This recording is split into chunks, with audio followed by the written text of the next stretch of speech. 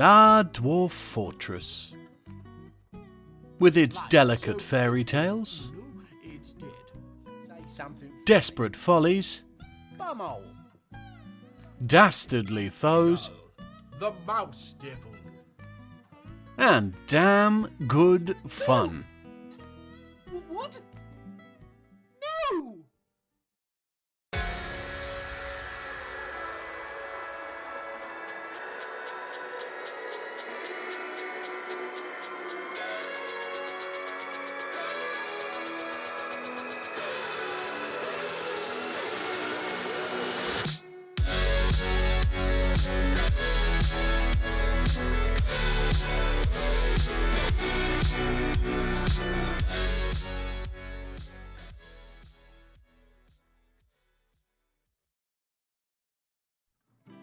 This is the dimension of destiny, a 57-year-old world that exists within the framework of a game called Dwarf Fortress. It's not atypical, being the home of monstrous megabeasts, dangerous demons, fantastical fauna, and the four main intelligent races of goblin, elf, human, and dwarf. As the name may imply, dwarves are the main focus, and together we've already created 4.5, dwarven fortresses that have all succeeded wonderfully, within a specific interpretation of the word. Some might say the wrong one. But that all changes today. Today we embark on a brand new journey of... Nah, I don't think so. What? Ah, I've got his legs. Muscling on my series? You asked me to. I got his face. Good work. Now, get him back in the editing pit. Let him breathe, Graham. Oh, Later, sorry. Phlegm. Not the pit. Not the pit. Much better. Right, where were we? Kutam ilunu dies were mead. Welcome one and all to the 3 spatial dimensions in a trench coat, pretending to be one functioning pocket of reality, in a trench coat, that we all call the Dimension of Destiny. Today we find ourselves at the midpoint of this massive map of morons, monsters, malignants, and miscreants, looking to create a melting pot of dwarven might. A capital fortress with a capital F to catapult our capital capitulators into the captain seat of this pre-capitalist dimension. And we'll place it here, on the border between shrubland and savanna, giving us access to gold, silver, iron, copper, zinc, tin, lead, flagstone, and sand. All the basic requirements a growing dwarven superfortress needs. And we embark, brave dwarf men and women of the dreamy city, one of the larger dwarven civilizations, whose current capital city of tin prices is just begging to be superseded by us. Here, at Ugosh Kalyur, the Hollow Throne, strike the earth!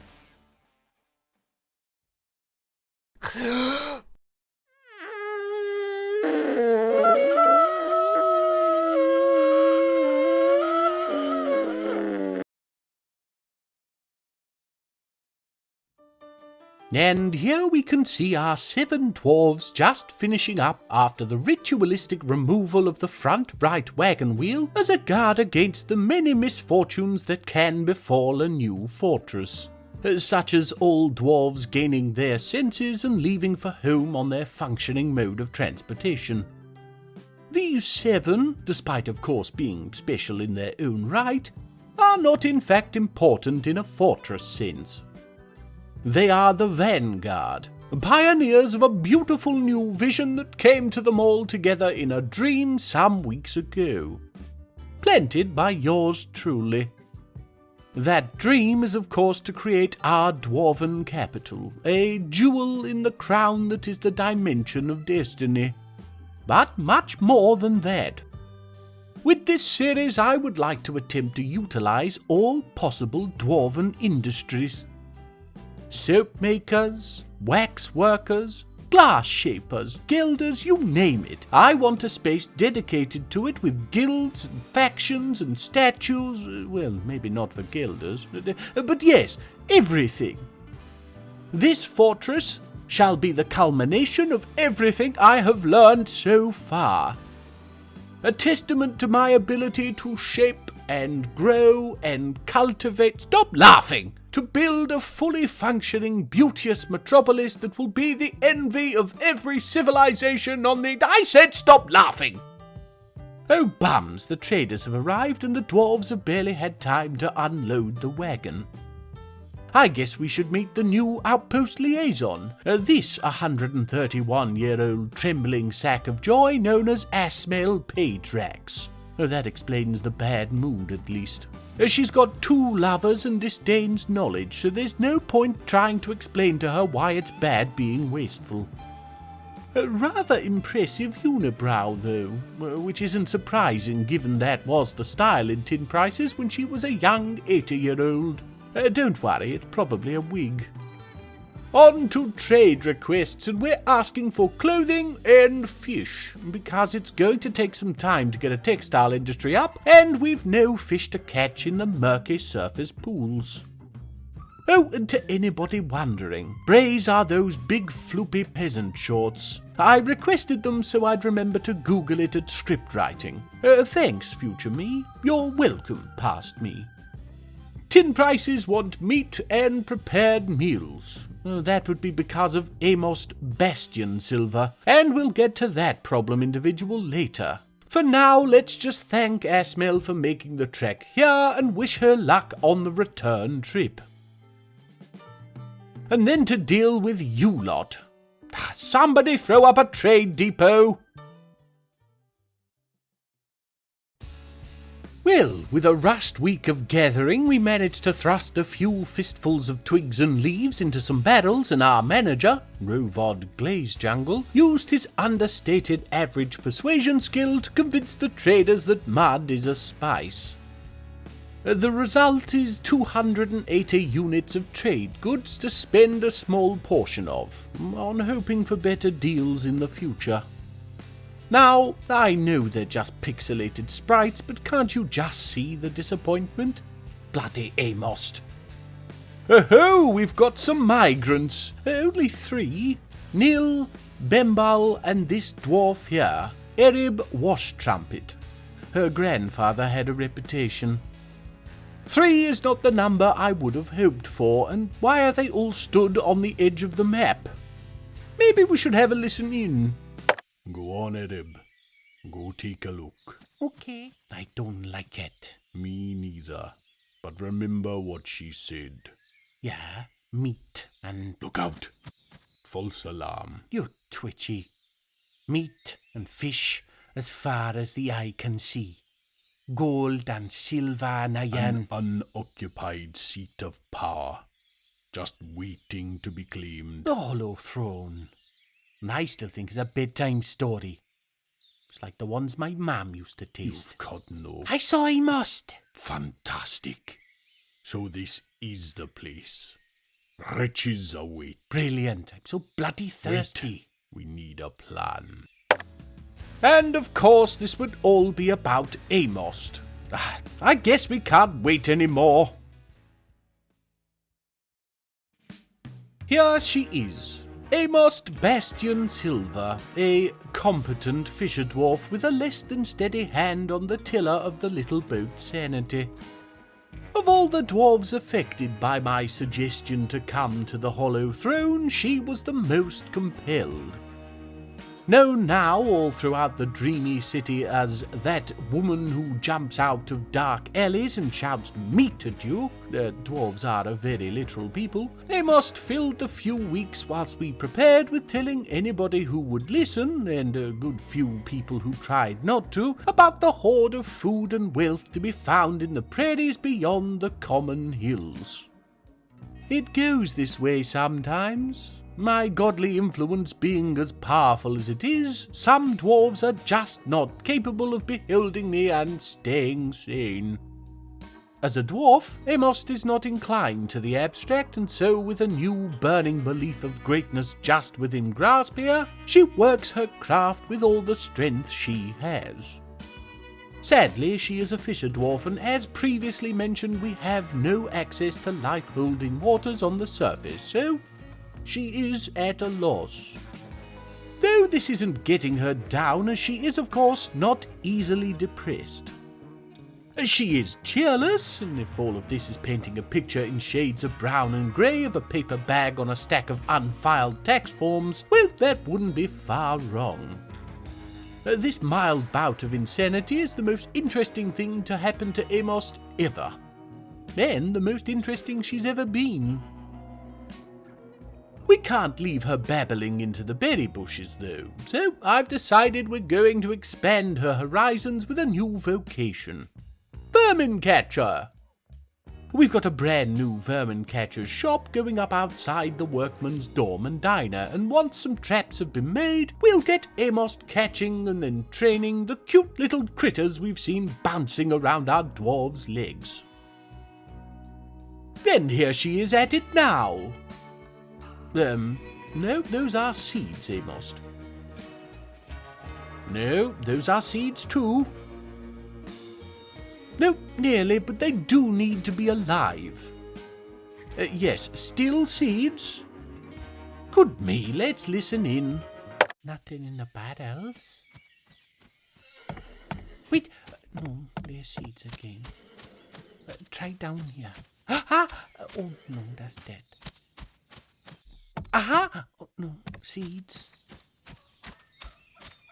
What about up here? That's a flower. Oh, maybe... No, it's still dead. Oh, I'm so bad at this. Yes, well, that's just helped prove I wasn't lying, hasn't it? Do your best, Amos. Sound the alarm! There's monkeys in our midst! Oh, good me, what a quick and surprisingly effective response by our dwarves! We're seeing the simian smackdown from above the head of our new hastily elected militia commander, Toulon Tixarrow. The same Toulon Tixarrow banned from every tavern and dance hall in tin prices for attacking any Shizik player that times the bells with a non-regulation tickler. He makes a much better commander than musical critic for those violent tendencies though, so we're glad to have him. And would you look at that, we're clear of langurs. Great job, dwarves! And we've more migrants. Godin, Olin, and Shorast. Oh, Godin would appear not to want to be near to the other two. Hardly surprising. Godin Armorvolt is an accomplished weaponsmith, the youngest grown daughter of the famous Armorvolt smiths of Cassiterite Hill at the deeper end of tin prices.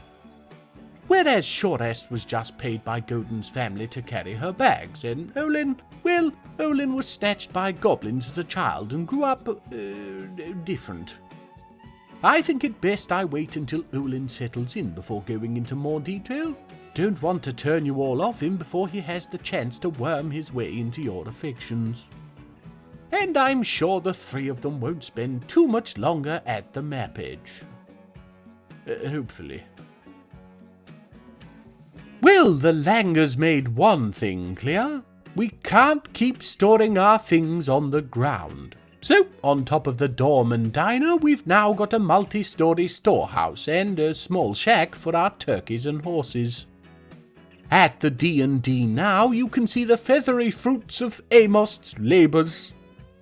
2 fully tamed, beautiful blue jays set into fancy hazelwood cages to entertain the dwarves at their rest.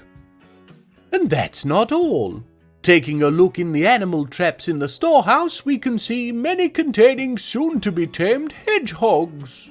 And, though not pictured here, we also have dragonflies and, intermittently, rats. The cages are made of wood, and rats tend to gnaw through, you see, but Amos is still catching them. Oh, but no time for that now. It's been a whole year and ass smell is back. No, please, not this again. Aha! Thank me. Yes, come on in. We have none of the things you asked for. Skipping her request for cut gems and crowns, bloody ridiculous, we'll go straight to trading and... with the animals, a couple bowls of salad masquerading as roasts, and a fair amount of alcohol that our dwarves overproduced, because I didn't close my if statements, we've got 1,936 trade units to play with, and that'll get us some clothing, meat, and fish. Good trading with you, and Anu's Eshon. Aha, we've more migrants. No, it's just the one. Ablil Covered Wires. A young but talented gem sitter. He's a bit of a brawler. He was brought up in an all-gingers convent, you see, and it was understandably difficult to be the odd one out. They did attempt to help him blend in, but sadly no amount of hydroot dye could hide his umber shame. He's very hairy. Yes, he had an awfully hard time of it. And as for friends, well, he had nuns. Oh wait, no, there are more. Oh dear me, quite a few more. All told, we're up to 19 dwarves. Not bad for a 4-turkey town. Oh, and we've got langers again. We'll follow this specific one in the hopes that we don't miss the action. Seems safe for now. Oh, there we go. Nice work, dwarves. Yeesh, flatten that langer good and proper. Oh dear, that attack didn't go quite as smoothly, however. Seems like Bimble, one of the 3 from our first migrant wave, has had a couple of bites taken out of him.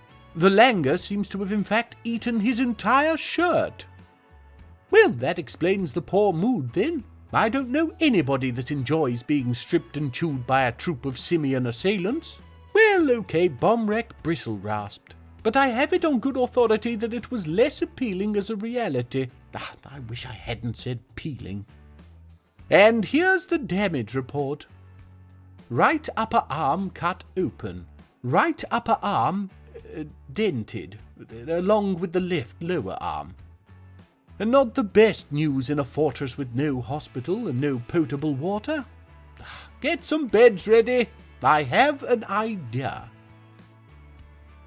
And here it is. A quick and dirty, emphasis on dirty, hospital placed into the 2nd floor of our storehouse.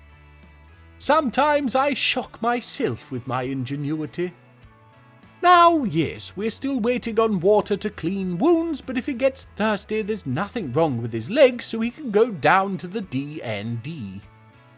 At the very least, he's not going to die from something as stupid as being sexually assaulted by dog-sized monkeys now. Finally. I've been getting our dwarves started on the entrance to the Hollow Throne proper, and with that I thought it probably best we find the aquifer for Bimble. Well, no joy there, but we have discovered the first cavern layer, and blow me down with a feather if it doesn't just contain water. Now, I don't want to just throw ourselves into the caverns willy-nilly, so we'll get a bridge constructed across this gap, and hopefully nobody will get their heads unscrewed by a troglodyte. Well now, so far no worry on the troglodyte front, but this magnificent beast has made its presence known, and you know me, I just had to get to drawing. This is a first for me, never having yet seen a Dwarfer. That I remember. Check the comments for squirrel confirmation. And I'm very hopeful that we can capture a few and get up a breeding program at some point in the future. Ah yes, and it's helpfully showing off the shoddy work I did with keeping the dwarves safe. Oh, but at least it's going to show the... Wait. Nope, I guess not. Yes, probably best you don't. Wait. Oh? Will she? It seems like it. Yes, through the ramps and onto the pyramid. Careful now. Oh, and bolted for the surface. where the midwinter sun drives her into a conflict with what appears to be a pile of leaves. Yes, what a majestic creature. Thick as concrete custard, but dwarves are used to crackpot majesties. Oh, and would you believe it? Amos has found her promised land. Who could have guessed that it would be beneath her feet this whole time? Well, yes, of course, me. I set the whole bloody thing up. I was being rhetorical. Ah, but look at her. An equally competent fisher and trapper. This fortress is going to work. Just before we end things, I wanted to give you a good look at the pyramid entrance that the Drouther ran through. Just below the steps here we have 2 layers of first dirt, then sand, before the top of the entrance. The plan is to cut out all layers above to leave the pyramid open to the surface, with 4 cardinal towers to the outside above, with bridges leading into the staircase in the middle. It shall be easier to show you than tell you, so for now, just trust that it will look amazing. But with that, it is time to wish you... Hang on, what's this?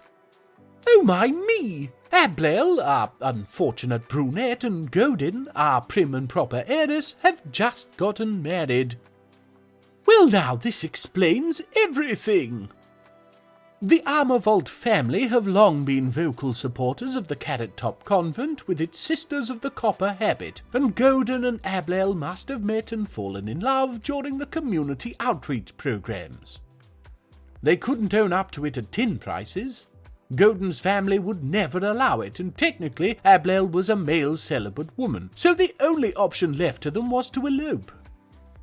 Okay, future Phlegm here, and I must admit to a little boo-boo. Ablail did in fact marry a Godin, just not Armorvolt.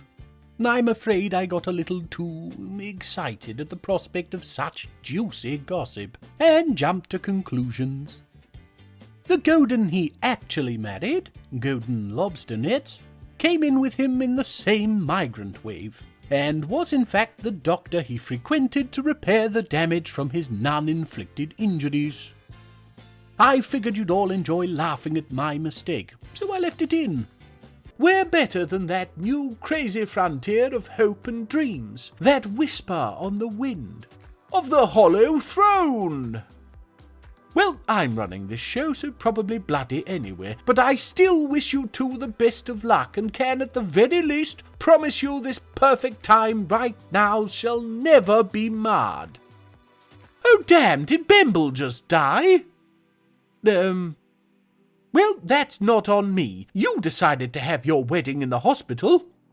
Ah, you're both doctors for some reason. Where's the corpse gone? Oh good, it's in the butchery corpse stockpile. Probably a good point to stop for today. I hope you all enjoyed this first taste of our new series. It was supposed to be released after a short hiatus, but we were all just so excited to get it started that any idea of a holiday went by the wayside. See how good we are to you? But yes, thank you all for watching. If you've made it this far, then I'd say we've probably earned a like and subscribe, and why not throw some requests or ideas down in the comments too? Interactions might just convince YouTube to stop giving my video impressions to 80-year-old German women just finishing up a knitting tutorial. I have little faith, but it can't hurt. And as always, look after yourself, and I shall see you again next time. Anus Ashon, you most wonderful of individuals. Anus Ashon. The Dimension of Destiny. A world within the architecture of Dwarf Fortress. A game voted sexiest man alive in 1989. He never was. No, that was Sean Connery. Oh, was it? Damn, my whole script hinges on that. I'll have to... Born in 1930, in development since 2002, at the Royal Maternity Hospital in Edinburgh, Scotland. That's Sean Connery again. Did you just copy Sean Connery's Wikipedia page? No, forget it. Dwarf Fortress is a game about dwarves building a fortress, and I created this world within it and started playing at year 1. Which it turns out is inadvisable, because half the interesting stuff gets set up in History Gen. That's better. I've got an Eldritch Abomination. Hello. And his not actually adopted rock troll ex-colleague. That's me. With me to keep things interesting. And we're currently floating above these hastily assembled crap shacks that make up the bulk of what will be the newest and greatest fortress that the Dimension of Destiny has ever known. Lobar, shut up! So, Kutam Milunu Dees Wamid. Welcome one and all to the place I go to in my dreams when I really need to unwind and enjoy myself. That's Sean Connery again. The fort with a fantastical future. The Hollow Throne. That was brilliant. Thank you. I'm going to regret this.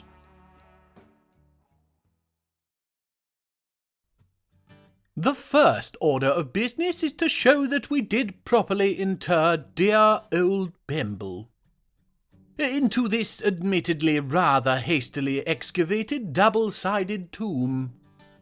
Here he is now, being laid to rest. You were an interesting dwarf, Bemble, and I hope your soul finds solace in the fact that your body shall remain here as an integral brick in the foundation of this testament to dwarven might. Oh dear, it seems we've been inundated with baby turkeys. It says they're called poults. Well, that's just what baby turkeys are called, but not to worry, it seems the dwarves have quickly gathered them back up. That must get confusing. What? Oh, ma'am called us oi and stop that. But we always knew who she was talking to, 'cause it was the one what the shoe hit. No, a baby turkey is called a poult. Oh, which one? Moving on. That's bloody langurs again. We've still nothing more sophisticated than a rabble of dwarves armed with fists and tools, but we can't have them stealing our rocks. There are rocks. This one here has no official position, so I'll designate him Rock Sniffer, and I'm hoping soon that what he'll be sniffing is a knuckle sandwich. Ha! Yes, go dwarves! That was a close thing, too. Had they arrived a few moments earlier, our poor baby turkeys would have been lunch. No, damn, looks like a few of them still were. Or playthings, anyway. Should probably do something about the living conditions. Getting a little cramped already, and that's with 3 birds down.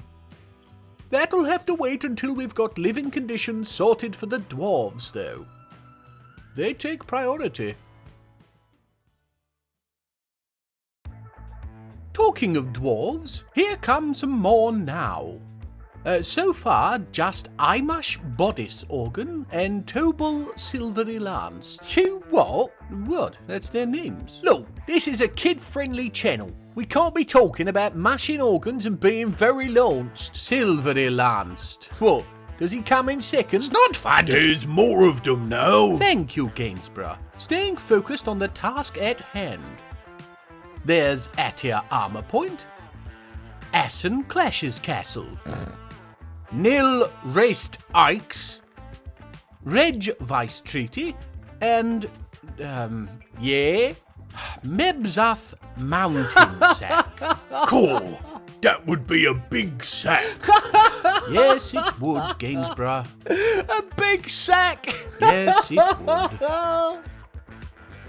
On the subject of Mr. Mountain Sack, he's actually another one to watch. Sloppy, sickly, and a disdainer of cooperation.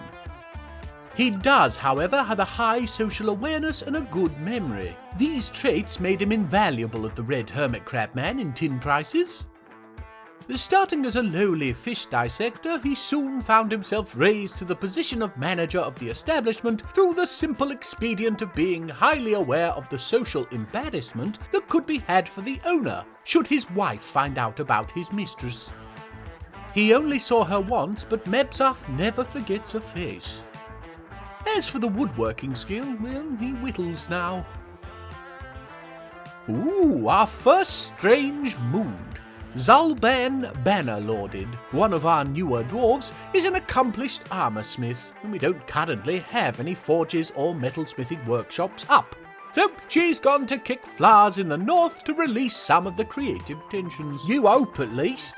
What do you mean? Well, she's a talented milker too, and last I checked, turkeys don't have nipples.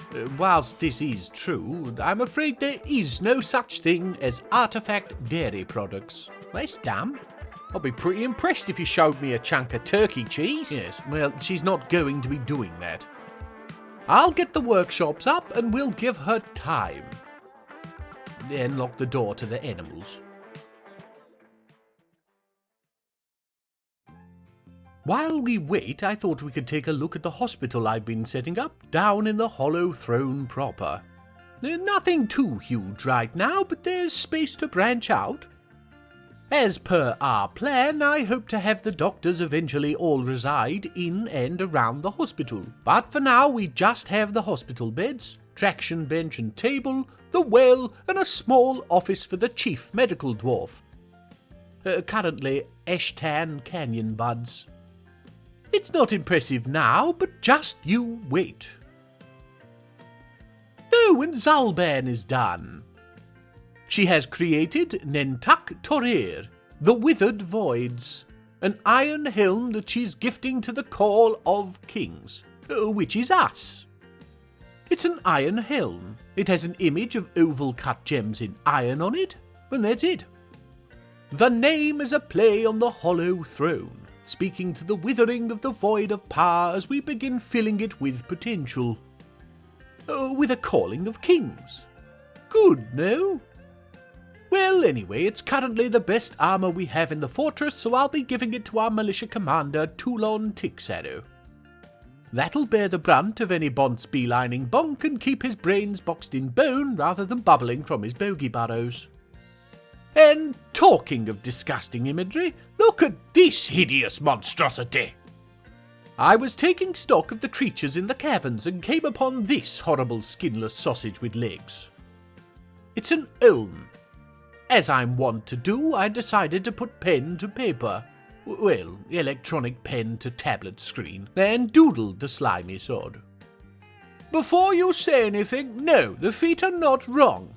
Normal elms may have rather enduring little scrabblers, but the giant ones require something more robust to schlop their squids around, hence the man feet.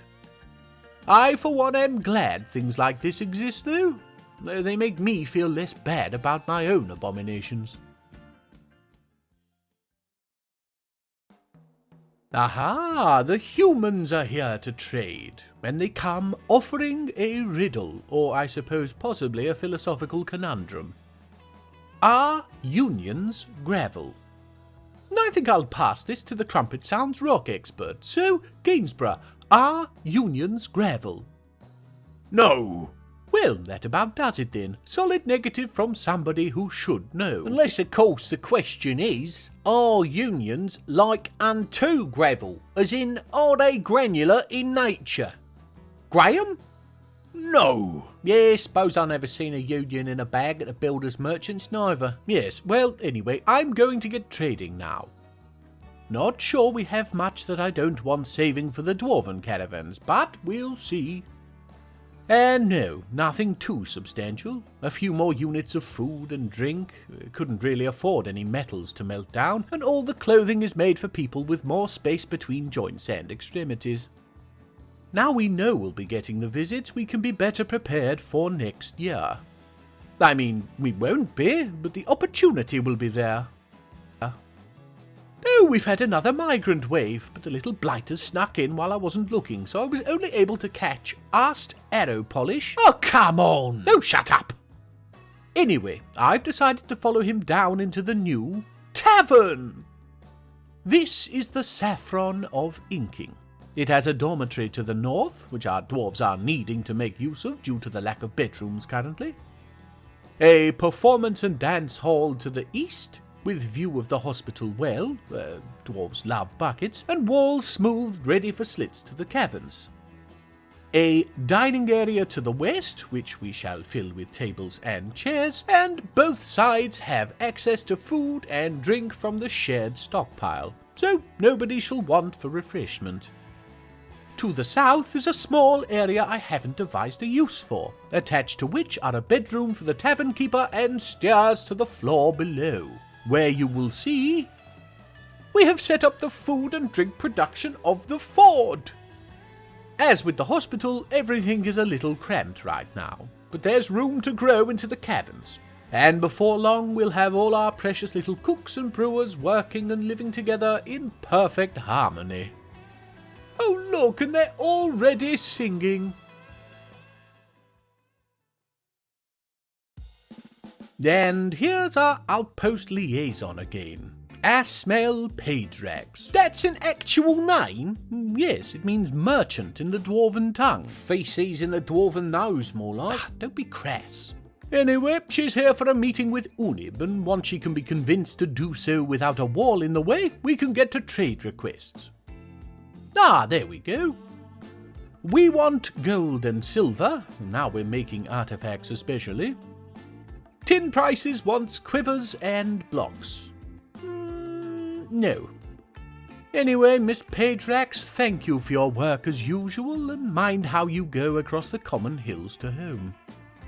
Now to the actual trading, and for that we follow our new broker, Olin Sealing Waved. You'll remember he was the one brought up by goblins. Well, I think it time we listened in, and I show you what it did. Good morning. Fine day for a spot of haggling. All right, mate. How are you? What? I like yours fish and stuff. Okay, I could do you a deal on some fish. All right. How's about a kick yours legs in? No, thank you. Good you! What happened to him? Well, it's like I said. He was brought up by goblins, so he's a little rough around the edges. I think he means how he sounds. Yeah, well, that's normal for goblins. It's the Black Country. You're gonna have to explain that joke for our non-British viewers. They've got Google. And good work, Olin. I knew your upbringing would win us some great trades. And more migrants have skipped in whilst I wasn't looking. We're up to 40 now, and so that we don't start seeing tantrum spirals from lack of bedrooms, I think we'll keep it here for a little while. Look at them all. With all these free hands, we'll make short work of any and all hauling tasks whilst we're setting up the starting areas down within the belly of the hollow throne. And not to mention that once we start setting up the militia proper, there will be more individuals to choose from to get our city watch started. And I'm thinking Toulon needs to get himself some serious muscle behind him to keep what I've got planned in check. Oh, I'm so excited. Oh, in the name of me. We've had more langurs attack, but I was busy down in the kitchen stockpiles, so I missed the fun. Now we're just seeing the aftermath and the quick efficiency with which it's being dealt by our fantastic doctors. Just look at what a fully stocked and dwarfed hospital can do against a wave of monkey bites. And already all back to work. Marvellous! Another little piece of fun we missed was the capture of that Draltha that escaped from the caverns. Here it is now, sitting in our cage stockpile on the surface, jumping at every leaf blown through the door and shaft of light coruscating off of Toulon's new helmet. She's still a beauty, light mad as she is, and so once we're ready to set up the Handlers Guild, she'll make a great mother to our future herd. And why not let's get some comments down below for a prospective name for her. Oh, yeah, and, like the video. Right, ow! What? Oh, no, That's Sean Connery. Subscribe, you dingbat! I already did. Chocolate teapots, the both of you. Moving on, and we're now looking to the west of the entrance pyramid, where you can see we've started another central arm, heading down. It leads, after a small way, to what will be the main area for item storage and crafting. This floor then will house central quantum stockpiles of the most base materials, rock, wood, etc. And to either side, in what is currently still solid rock, we shall have the accompanying workshops for said materials. Again, we can expand as we need. For now, we just need to ensure we have the basics covered. Below then shall be some basic bulk storage, one tile for every type of finished good we could want to set up, with probably quantum stockpiles again. But we shall see whether it's required. Less space down here to spread out, but there's always further down. Zooming out then, you can see we're on the same level at the crafting room as the hospital to the north, which will allow for future areas to span the gap and create a more contiguous fort. I'm not sure why I think that'll be better, probably worse in an invasion scenario to be honest, but whatever brings the most fun, you know? Oh, and talking of fun, Yorist Spread Painted has gone into a strange mood. You wouldn't know it, what with him sulking around the dining section of the Saffron of Inking, but that would be because he is a High Master Clothier, and we don't have any clothiers' workshops at the fort. Two bloody strange moods, and both of them ended up being picky buggers. Luckily, this one shan't be but a moment's work, as we need not burn anything to make the clothes. I'll come back to you all once it's set up and he's done. And he has created a loincloth. Reggae Give over, that's Rage Ball! No, it isn't. It's Dwarvish and it means clapped revered. No, it's Rage Ball, and it means he's got it on too tight. Proud of yourself? Yes. Anyway, he's given it to the fortress and it has a tetrahedral tetrahedron on it. Thank you, Yorist. Taking a look at Mr. Spread Painted, we can see that his traits tend towards the hot-headed and violent, with low spatial sense and self-esteem thrown in to keep people behind him, but not too close. He's only 54, so his high mastery of clothier work is very impressive and speaks to his latent proficiency with cloth. This didn't win him any points at his local tavern, however, and he quickly had to swap to bookbinding after running from the subsequent beatdown he gave to his would-be ers. He did this in tin prices. Hearing from, of course, Amos about the Hollow Throne, it took little for him to pack up his old sewing kit and make his way here. Of which we are very grateful. He shall be the start of our clothing guild, and no, I do not mean seamstresses. And with that, we're going to call an end to things. To start the end, I want to first introduce you all to Garrison, our newest wonderful individual over on the Patreon. If you'd like to emulate them, you will find the link to the Patreon below. Now, this isn't my full-time job, so what monies I do get go straight into funding the channel, improving quality and increasing frequency of uploads. What I'm saying is if you like what we do, supporting us will only get you more of what you like. Do let us know if we manage to strike a good balance between commentary and gameplay. We're aiming for something more akin to Mystery Science Theater 3000, but without the silhouettes, so Dwarf Fortress-led jokes and quips with perhaps maybe a sprinkle of world building for me and my two, co-hosts now, I guess.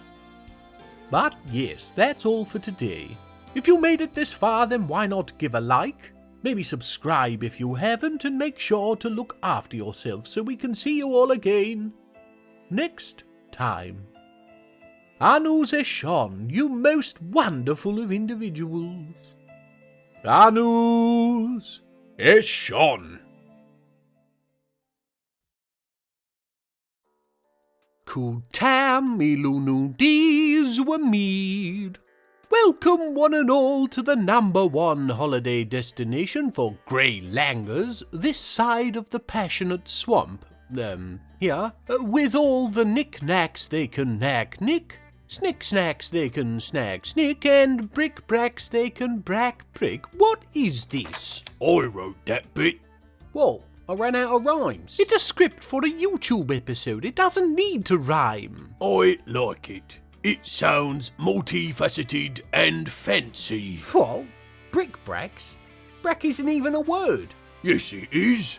Brick-bracks is what rock trolls get when they drink cement. How on my dimension of destiny is that multifaceted or fancy? It comes out looking like a Fabergé egg. Well, I did ask. The future fortress that we all call the Hollow Throne. And we're currently here, floating above the sensually sophisticated sandwich. Wait, no, that's crossed out. Submarine? Substantial. Sensually sophisticated substantial. Yeah, because it's a sort of sexy underground strat of a fortress filled with a creme de la creme of dwarven society. Or it will be, you know? Substantial doesn't mean... No, forget it. The dwarves are running around, dealing with the daily needs of the burgeoning new fort, and with that absolutely stellar introduction done, we can begin.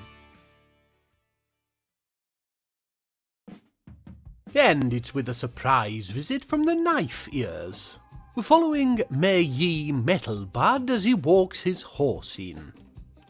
Why the horse is carrying all the things when he has a perfectly working back, I don't know, but everybody knows that elves are hypocrites.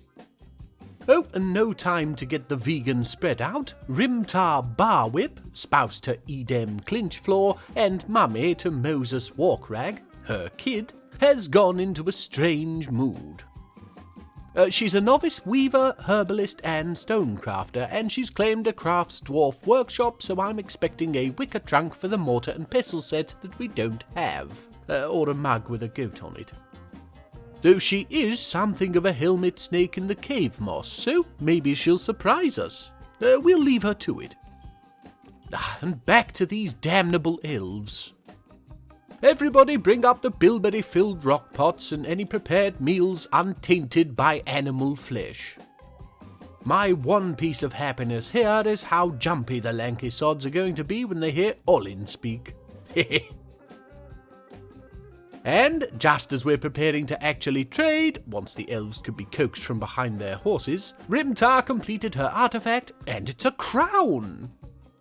Asses stuck on Ethzast Arbost, which translates to Ethzast being a very lucky boy indeed. It's not fun! I don't get it. Luckily, I've picked up enough Dwarvish now to know it actually means flash squash the insensitive deification. Cucumber cum cuba. It's a statement of political intent on Rimtar's part, she being the failed party at the mayoral elections in tin prices some years ago. Caught as she was in a scandal involving 3 dwarven suitors and an amusingly shaped pumpkin. Let's just say the things written about her on the walls of the tavern bathrooms were distasteful in more sense than just the obvious. Dwarves read with their tongues. Oh damn, we've angered the elves somehow.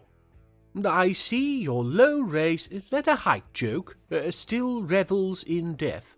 That poor gentle creature. What are you talking about? Carrot plant, plump helmet, turnip plant, cavefish. Cavefish? That's not a bloody animal. They're one step, fin flap, away from being edible driftwood. They haven't even got eyes. Oh, I despair for your race, Nicolo. Fine, get out of my trade depot. Leaving those leaf-licking branch fanciers behind, we see Rimtar in the dormitory of the Saffron of Inking, where she has begun to tell the full tale of her escapades as mayoral frontrunner in all their juicy glory. Look at the others, stood with rapt attention. What say we take a listen in? And it wasn't a pumpkin, it was a courgette. Blimey, I know. I'll never look a vegetable in the face again. Courgette's a fruit. Damn, spent too long waffling and we missed the whole story. I'd relay it here now, but Snod and Gainsborough wrote the script today and they don't know it. Moving on. No, though not that far apparently. What's all this? Well, I thought it might be nice to take a look at Rimtar's personality. So you wrote it all down? Well, yeah.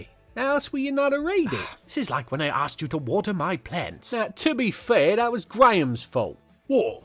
They floated? Yes, straight out the door and down the street. Just pause if you want a deep dive into Rimtar's mind. Oh, good me, those thieving little monkeys have taken Raggy Bal. That says Rage Ball. Don't stop it! Why, on my dimension of destiny, would the dwarves just leave our precious, existing, artifacts out where any sneaky simian can snatch it? Well, the loincloth liberator is gone, but we can still beat his brethren into bloody pulps. Go, my dwarves! Following this little sneaker and, oof! Then this 15-year-old gets burst like the Tooth Fairy's birthday piñata. Gruesome. Before we turn to see that we've only gone and caught one of the hairy burglars in a cage trap. Ha ha! Take that, you marauding monkey menace! This male will sit here and think about what he's done until I can get the, what does that say? Circus tent. You mean the animal training area. Mind me, your handwriting is terrible, Gainsborough. Also, why did you handwrite this? Well, we delegated tasks, so I was dictating, and after the third broken keyboard and the unfortunate mangling of the typewriter, it seemed best to get out the crayons. Didn't think to swap the roles. Snodford said he would make a better General Potato. Not general, best not actually. Right. Well, we're going to be setting up an animal training area very soon, but until then... No, damn it all, they've taken the bloody crown now, too! It would appear it is time for the human caravans now, and for once I am glad that we have no babies at the fortress. For here comes Mathro Youthful Taker. A name made all the worse when we translate it fully to Dead Youthful Taker. Actually, what you took as the adjective Kethy should more accurately be translated as the noun, and therefore the conjugation on lenge, what you says is taker, is actually better represented by the human secure, to create. So, dead bait? No! Bee maker. You know, I'm starting to blame myself. Anyway, we best rustle something up to give to the humans. Just not... Shut up! Now, while we wait for the dwarves to drag goodies to the surface, we get to watch Godin Armorvolt go into a strange mood. Now, you'll all remember Godin as the one I accidentally mistook for Godin. And I shan't be doing that again. You see, I've sewn little name tags into their souls, so now when I look, I know that this one is Godin and not Godin. What you might not remember is that Godin here is an accomplished weaponsmith, being as she is from her famous smithing family. So, as she makes her way to the metalsmithing workshop with a handful of iron bars, I don't half get a little giddy. Mind me, you can't write me at all. Anyway, we'll give her time to work her magic, and I'll go deal with Mr. Babymaker. Stop!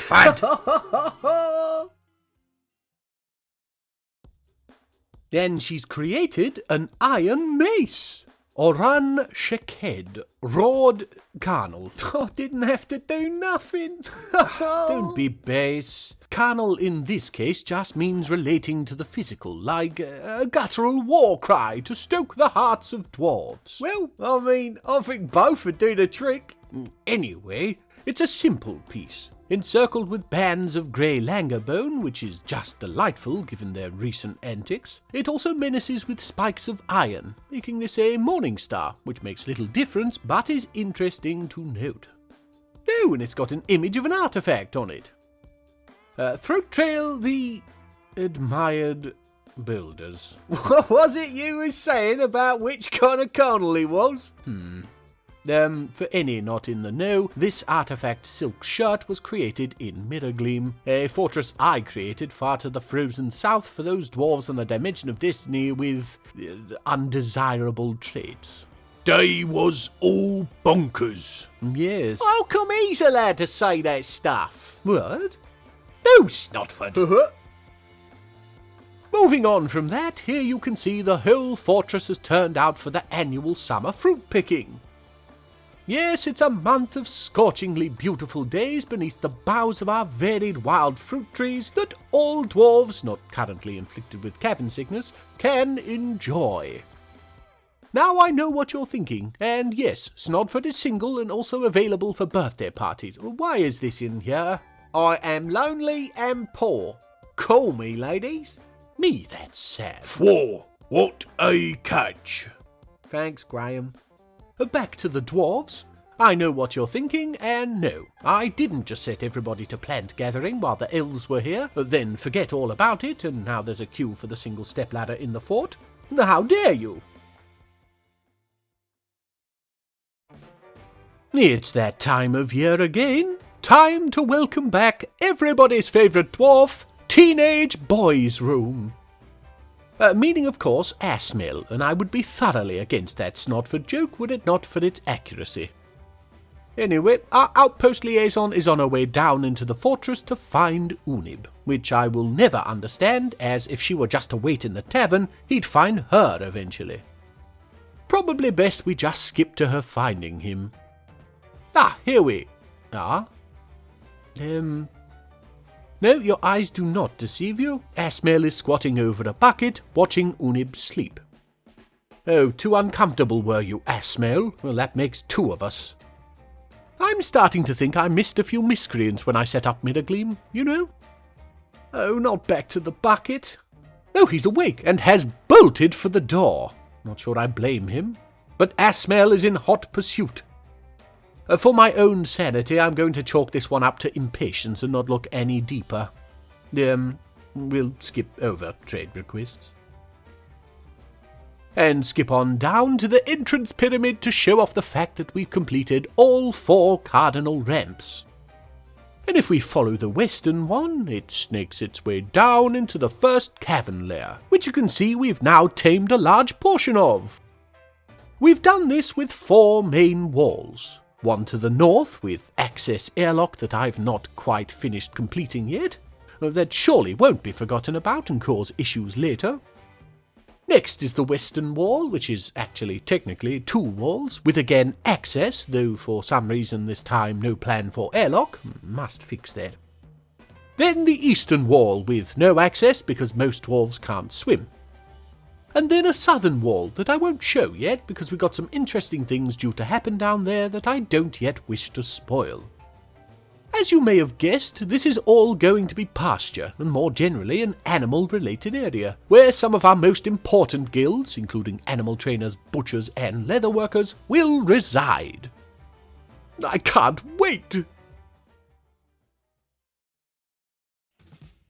Mebzath Mountain Sack has gone into a strange mood, and because he's a competent carpenter, it looks like he's going to be making something out of wood.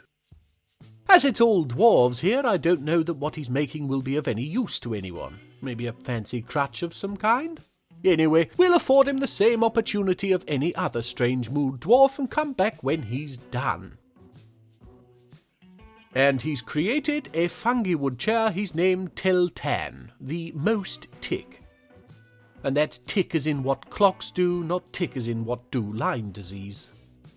It's a rather unusual piece, with a rounded cutout at the front, either side of where the dwarf's legs would dangle. It looks for all the world like a toilet seat, but it's well known dwarves excrete waste with sweat and tears. Perhaps it's to aid his back in some way, fix his posture. What are you laughing at? It's for his mountain sack. Oh, really? On to something more serious, and we've discovered this dwarven loot box of potential death sitting in our future pasture. I've asked our warriors, or peasants with attitude anyway, to gather around near it so they can all die together when the miners unleash the hell beast. Here we go. And nothing. Well, that's a turnip for the Brooks. Gainsborough? Yep. Turn up for the books, perhaps? No. Books don't eat turnips. Right. Like and subscribe, everyone. If they've made it this far, they've either already done or are catatonic. Here we can see Ablail Covered Wires, who's gone into a strange mood. Now, he's a very rusty, talented gem setter, and, based on his choice to occupy the gem cutter's workshop, I think we can assume he'll be polishing citrines into a finished gem. Because of that, I feel we can cut away to check out what I've got the dwarves doing on the surface. Here you can see we've taken advantage of the surface pools having frozen and have dug them out, leaving large boulders of ice where they once were. Now, my plan is to have them dumped in a refuse pile to the south to thaw in the spring, but so far nobody is moving them, and now my morbid curiosity wants to just wait and see what happens. I'll keep you posted.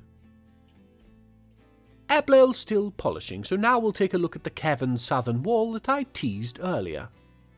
Here it is, and to the west... no, Ablail's done. A perfect citrine. Gaikat Amud. Dabbler thundered. And he's claimed it in the name of his wife, which is adorable. It's a perfectly cut citrine gemstone which menaces with spikes of, citrine. It's not worth much, but you can't put a price on love, I suppose. $9.45 a pair. What? Love, not gloves. Clean your ears out, Graham. Oh, sorry.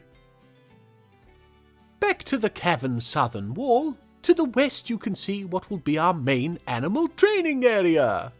For now it's a little cramped, but, as with all other guild areas, we shall be adding onto it as time continues.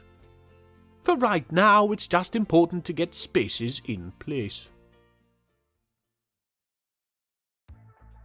It'd be round about now that I'd normally be winding things down, but the bloody langers have done it again. One of the thieving little sods dipped its creepy little monkey mitts into the gem cutter's workshop and half-inched our now perfect citrine. That was a gift of love. Only one response to this. Get 'em, dwarves! And we'll follow Toulon as he kicks the langers to death, seeing as he's put his artifact mace down somewhere. That better not get nicked too, Toulon. Right, that's enough of that nonsense. We got ourselves something from the traders this year that should see off any more simian sneak thieves. And here he is now. Yes, it's our new langer alarm. Roped to a stake near the workshop so we should see off any would-be robbers before they can get close. Now, I took the liberty of drawing him. Not exactly what I would have hoped to guard our precious items, but needs must. And his job title is Langer Alarm, but he needs a name, so drop ideas in the comments below. I like Killer, but as long as it's not Langer McAlarm Face, I'm easy. And that's going to be it for another episode. Didn't go too badly considering what I had to work with. I resent that. We worked really hard. Oh yes? And what's this a doodle of? A duck in a top hat. Right. Moving on. As usual, if you enjoyed yourself, then leave a like, comment, and subscribe. Apparently, these are the things that the YouTube algorithm feasts upon, and it's been going hungry for the last few months because John decided to try branching out. I'm doing my best. Quiet in the pit. So yes, thank you all for watching. Look after yourselves, and we'll see you again next time. Anu Zeshon, you most wonderful of individuals. Anus Eshon.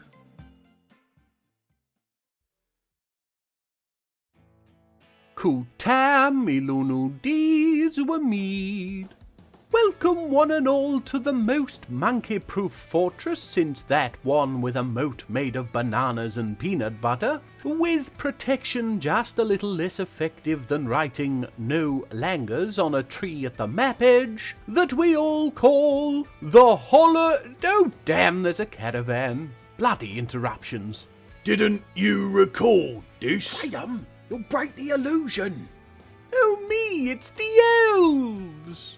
I can't believe they came back after last time. I guess Mr. Metalbud, our last elven trader, met with an unfortunate end on his way home, and so wasn't able to spread the word that we tried to kill him with finely minced fish.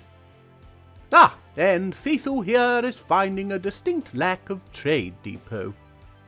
This is because Kyle Johnson-NY7UU commented on the last episode that elves wouldn't trade if your depot is made of wood. Now I don't know if this is true, but the depot was in the way anyway, and weighing our options, we've made way and put the depot further away. The elves are just going to have to wait. But they shan't be doing so for long. Yes, somebody is already coming to build the depot now. No, I don't know who that is. Now who's breaking the illusion? I can find out, I just don't want to. Omniscient when you want to be. Bet you can make a rock you can't lift and all. Don't need to. I'm right here. I could lift you. And it's dome-ass seal handles. I just didn't want to have to boot the game up, gaze into the infinite void of all knowledge. Right. I have to squint. Sure. I hate you both. Anyway, Kutam Milunudis were me. Oh, I already said that, didn't I? No, that's it. Welcome to the... No, just welcome to the Hollow Throne. We're here above the surface work area, watching the elves mill about waiting for Olin. The surface is much quieter than it was just a handful of episodes ago. So much of what we do is now safely sequestered underground. It's peaceful here, on this shrubland savanna. Wait, what's that noise? Oh no, not bloody langers again! Grab the weapons! Sidestepping the sweet sound of simian slaughter on the surface, I'd like to bring your attention to this adorable little creature. It's a naked mole dog. It and its pack? Labour? Naturist colony? No. Its family have found a little hole in our outer wall, and 3 amount of cages haven't been able to stop this one from running back and forth across our wall-building walkways. They're fascinating creatures. Here you can see my artistic interpretation, where I've decided to draw inspiration from British bulldogs for the dog parts, and hemorrhoid sufferers in allergy season for the rest. Watch it. Oh, off the wall now and running around our pasture. And out the fort. Nothing dangerous out there for now, so he should be absolutely fine. Oh. Mole dog meets actual dog. This is Cog, a pet of Edam that is apparently stalking the caverns looking for things to chew. Well, that doesn't bode well for my hopes to create war-naked mole dogs. Regardless of their efficacy, their wrinkly little snoots make me laugh, so we'll be adding them to the pile of animals our 2 trainers will need to tame. Worst case, we can eat them. Yuck! Before we move on, it's getting warmer now, and all those big ice boulders have begun melting down into this. This is a dirty ice. Whoa, yeah it is. Right.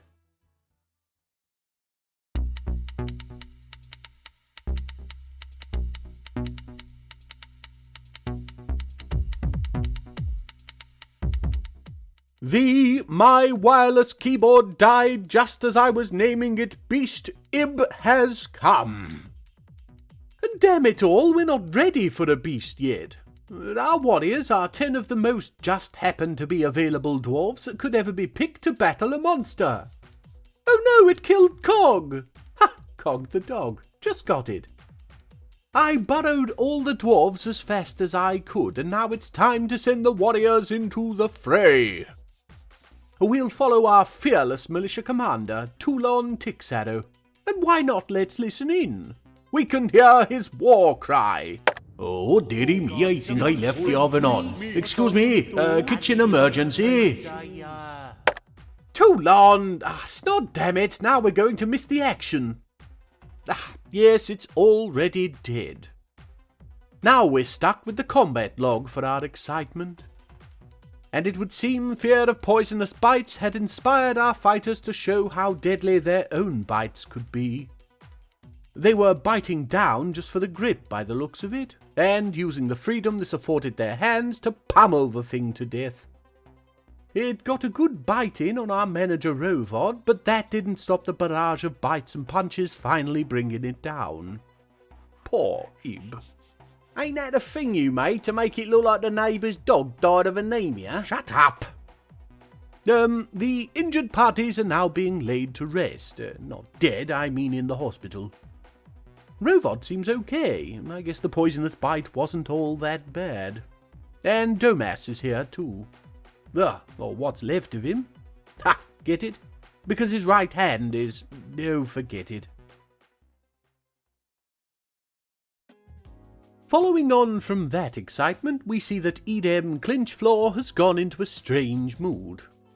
Oh damn, he hasn't found out about his dog Cog yet. Or he has, and this is what's fueling the strange mood. Regardless, he's a high master mason and has claimed a stoneworker's workshop. So, whatever he's making should be pretty good and obviously made of stone. Edem's wife Rimtar has already contributed to the fortress with her crown, which was stolen by Langers. So, hopefully this time whatever is made will be safe, seeing as it's not on the surface. As we already know, Rimtar was a failed mayoral hopeful at tin prices, and, well, Edem was overjoyed by her failure, not liking the spotlight of being the husband of such a hopeful.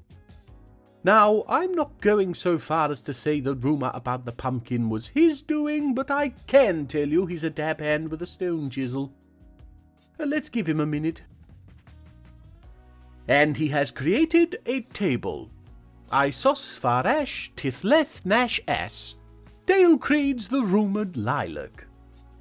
It's a rather fancy affair, though the hemp puts it off somewhat, and it's got a picture on it of Screamwarned, which were some sticky silk trousers that a dwarf named Vutok made in Hammerlock. It's subtle, but I think you can still discern the slight hint of gossip-mongering that Edem has managed to stay delightfully unknown for. He's like a hairy lady whistledown. So, Dale Creeds, or Faiths of the Valley, nudge nudge wink wink, is easy enough, and Rumoured Lilac meaning the colour of an area overloaded by pumpkin. The fact Screamwarned is on it becomes rather obvious after that. How come you're allowed to say stuff like that? Because it's my channel and I'm just reading what I can see. Not my fault they're all a bunch of dirty sods. Time now for another trade caravan, this one from the humans, being led by the single hairiest being I've seen since the Langers. Ushken Clasp Relics looks to be a young man smuggling heretofore unknown species of rare silk moth caterpillars by gluing them to his face. It's almost like his landlord has come round unannounced and he's had to hide his forbidden poodle. In fact, he's so densely covered that his in-game sprite bears striking resemblance to an albino elephant man. And he's joined by Fathry Whipped Mops, who luckily has high social awareness, so isn't disturbed by her partner's fursona. Moving on. Just below the humans is, of course, our entrance pyramid. This structure has been with us for a little while now, and I've been wondering how we should utilise it. Obviously it needed to be hollowed out, and this we have now done. Each level is now empty, with fortifications acting as windows to allow the dark in. I did play with the idea of having each level be accessible, but felt ultimately that having one whole space would look the best. Let me know if you agree in the comments. Now that we have the space, what are we using it for? Well, that's obvious when you think about it. It's going to be the focal point of the fort and the closest enclosed space to the outside. Yes, a big square area devoid of furniture. It's the perfect spot for a barracks. But of course, if we're going to have a shiny new barracks, we're going to need to fill it with a shiny new military. So... Erib Wash Trumpet has gone into a strange mood. Nope, you didn't lean on the skip button. I meant to go directly to the new warriors, but Erib decided we needed another artifact from a High Master Mason. So things are a little disordered. She's claimed a stoneworker's workshop, and we'll let her get on with it while we pick out members for the new squad. Starting with Saxel Fountain Glowed. Used to be pretty good with wood until he sat on an unfinished stool and received 3rd-degree splintering of the buttocks. He's vowed never to touch another piece until there's no more in him. He stands a lot. Then there's Imash Bodice Organ. She's a weaponsmith, which I'd normally be loath to lose, but she's creative and cruel, which are perfect traits for a warrior. She longs for martial training, so I don't see why we shouldn't give it to her. Following on, it's Reg Vice Treaty. Reg is very spiritual, being one of the few at the fort wanting to pray already. She's also merciful, and though these traits may seem to run counter to a bloodthirsty warmonger, we'll need somebody to temper Imash. Shores Tor Dwellers, another that looks for martial training to spice up the mundane. That, added to his lack of any useful skills, make him perfect ballista fodder. He's also very mentally solid, a dependable and hard-to-depress fellow. That'll surely come in handy. Rimtar Barwhip, we already know all about her. I think it a good idea to keep her away from her husband for a while. Toulon Tixarrow shall continue as militia commander, for some reason. Then Atir Jump Busts is another skillless nobody with the inclination to get some martial training. Also wants to pray, so worst case she can befriend Reg.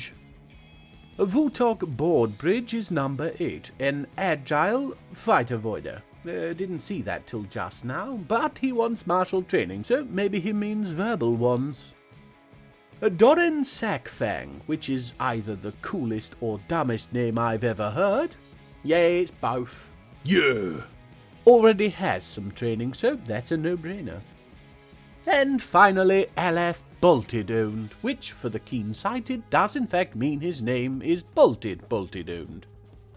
A strong, tough, artistically inclined herbalist. And that's the squad. We'll get to know them better as time goes on, I'm sure. Oh, and Erib made a floodgate called the Labyrinthine Loves, which I refuse to unpack. It's not even worth anything. Bloody dwarves. Ah, it's air smell. Got any falls? Go fish. Ahem? Got any twos? Ah, you geek. Magic Hat and Pixie Night. Ho ho! Got any... Excuse me, can we focus, please? What? Oh, yeah. Oh, that's a silly name and all body part. Yeah, very humongous. Humorous. No. Okay, I get it. You've not had much to do today. But is that any reason to play Go Fish with... Are they Yu-Gi-Oh cards? It was the only deck I had on me. Oh, spell loop deck, is it? Yeah. Well, look, we've lots happening this episode, so just keep it in your pants, would you? The deck, that is. In your pocket. The pocket of your pants. Oh, let's just move on. Just as we finish requesting items to the depot, we're attacked by bloody langers again. This time, however, we have actual warriors to deal with it. By which I mean the caravan guards. Our squad is still working out which way up a flail is supposed to go. Nope, this is Aban Quake Neutral, and he's doing things to these monkeys that they've never seen before.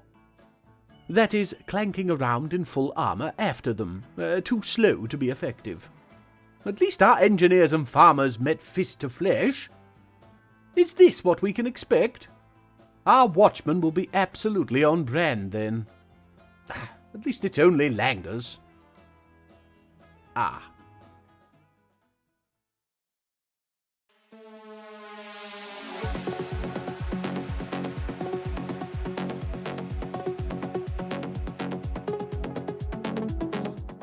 The big blue spider I'll go get him down. Ofo here is more dangerous than it was through sheer speed alone. But our warrior watchmen have weapons now.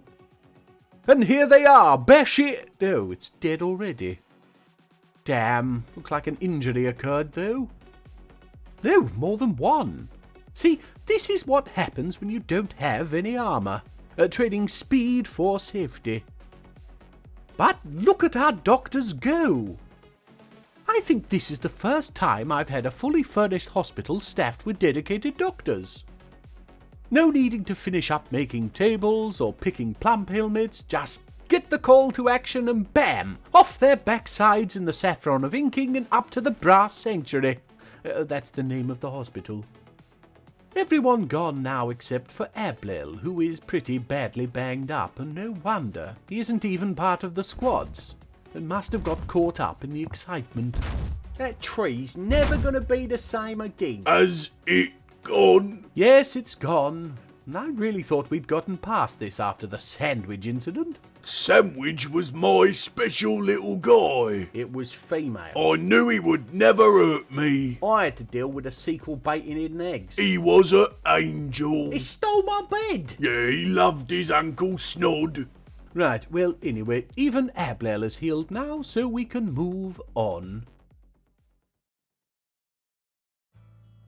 We've got naked mole puppies, but they're just adorable. Now, I did draw these, but they're on the thumbnail, so whether I show one here will depend on if I could be bothered breaking that down to... No, I did. Oh, good me. Now, we know that for the moment at least, naked mole dogs cannot be war-trained, which does make them a little less useful, but maybe with a little more knowledge on their training, our dwarves can work something out. Maybe a little modification? Perhaps if we throw some pieces of bread into the editing pit, we'll get some results. For now, we can just bask in the glow of cute flappy puppies. Or watch another mason, this one a rusty accomplished, go into a strange mood. I didn't know we had this many masons, but I guess it makes sense for a group of workmen setting up a fortress. She's the wife of old Twin-Bolted, the creator of that questionably named floodgate, so I'm just hoping for something clean. And while we wait for her to disappoint me, we may as well take a look at how the turkey egg production is going. Just off the pasture for our grazers is this depressing hole in the wall, with segregated groups of 1 male and 5 female turkeys. The goal is to have 7 groups here, producing eggs and excess meat and bone. This will be the backbone of our butchery operation, with other animals filling up the gaps later on down the line. Is it humane? Well, no. It's pitch black down here, and all they've got for companionship is themselves and the ticks and lice. But that doesn't affect production, so who cares? Oh, an ass is done. She's created an andesite cabinet she's called our Tob Teling. Combine coastal. The most complicated artifact we've had so far, and a moderately high value on at 11,000 Akob Eral. Egg vessels, honestly, keep pilching, they're bloody lucrative. It's a dedication to the creation of the Hollow Throne, with a commemoration to something I can't quite figure out that's a circle made of spider silk. Go on, get it out. Well, it's a sticky wall, isn't it? God, ugh.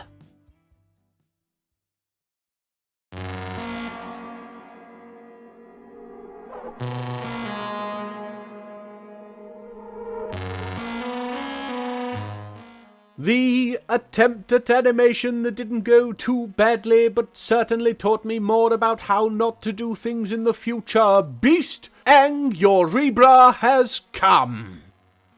And it's a bloody fire-breathing gecko, so we'll be locking all the outer doors and hoping it isn't a clever girl. Thank me for the foresight to claim a portion of cavern before this could happen.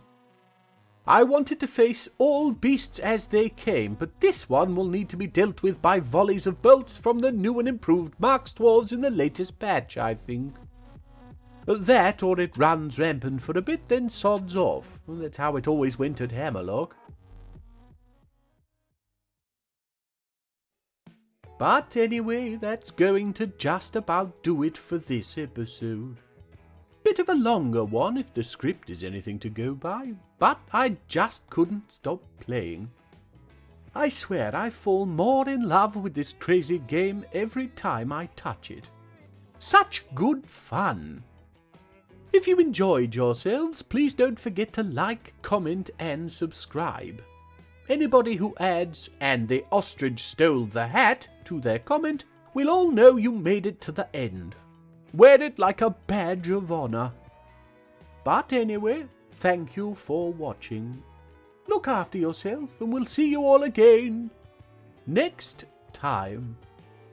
Anus Eshon, you most wonderful of individuals. Anus Eshon.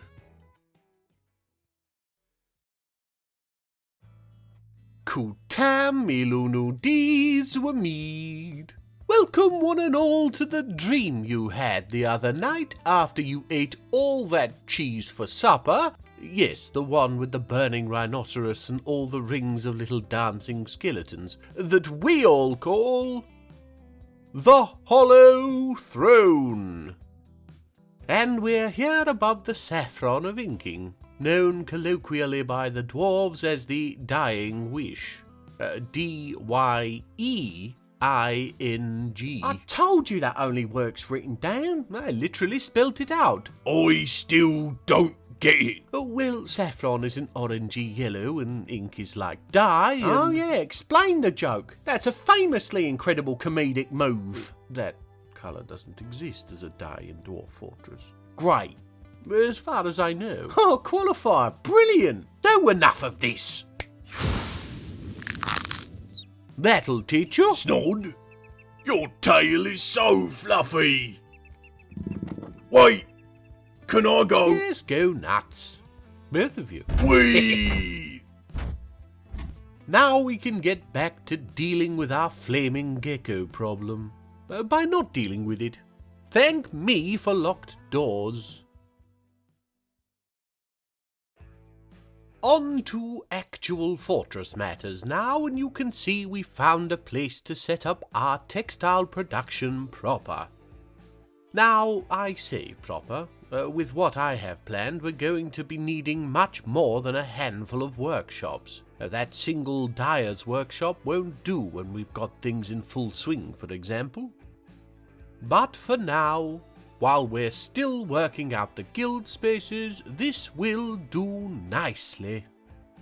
Keeping in line with the concept of separate cantons for separate careers, the textiles are near the pasture but separate to it. So, any persons who find themselves at once a shearer and a weaver, at least during these early days, shan't find themselves grumbling in a commute. And frankly, I'm not sure why I added the dyer's workshop at all. We have no power generation yet and can't spare the dwarf power to have somebody crushing crops we also don't grow yet. But it's there if and when we need it, and until then it can use up one of our precious buckets. Oh, and it's happened! We have our first baby born in the Hollow Throne! I just right now increased the population cap to fill the holes in our textiles, and Assen Clash's castle took that as permission to grab her husband and start the dark ritual to summon the baby delivery mole. And the joyous mother is celebrating by showing off her tiny tuber in a toilet towel in the Dying Wish. Yes, I'm keeping the joke. I still think it's funny. And then it's off to complete chores, operating a wheelbarrow one-handed in that way that wheelbarrows are impossible to handle. Honestly, try it, they just tip over. And here's the sweet little spud now. Ustuth Wax Furnace, a more literal translation of which would be the shady cellar of glass hammers. Oh. It would seem Assen has plans for her daughter. Well, this is fascinating. We've paid little attention to what is now the first family of the fort, but something tells me we'll be seeing more of them later. No, I shan't spoil. Good health, Ustuth, and Resid or Ram, as your mother hopes.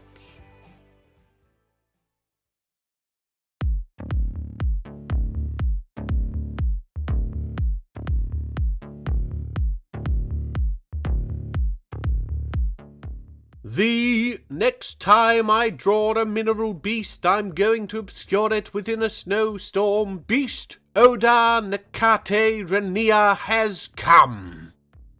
And it's already fighting Ang, our fire-breathing newt. Oh!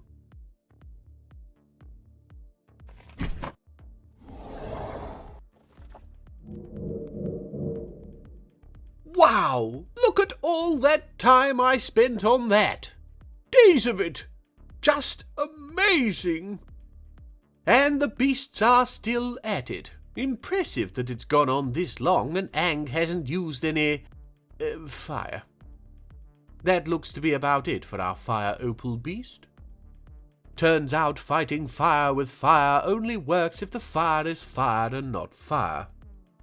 I will never have occasion to draw this beautiful beast again. So sad. Did I mention that handful of seconds took me days to complete? Animation is a mug's game. Too bad I'm a mug. And the conquering villain Ang is doing a victory swim. Barely even damage, just covered in bruises.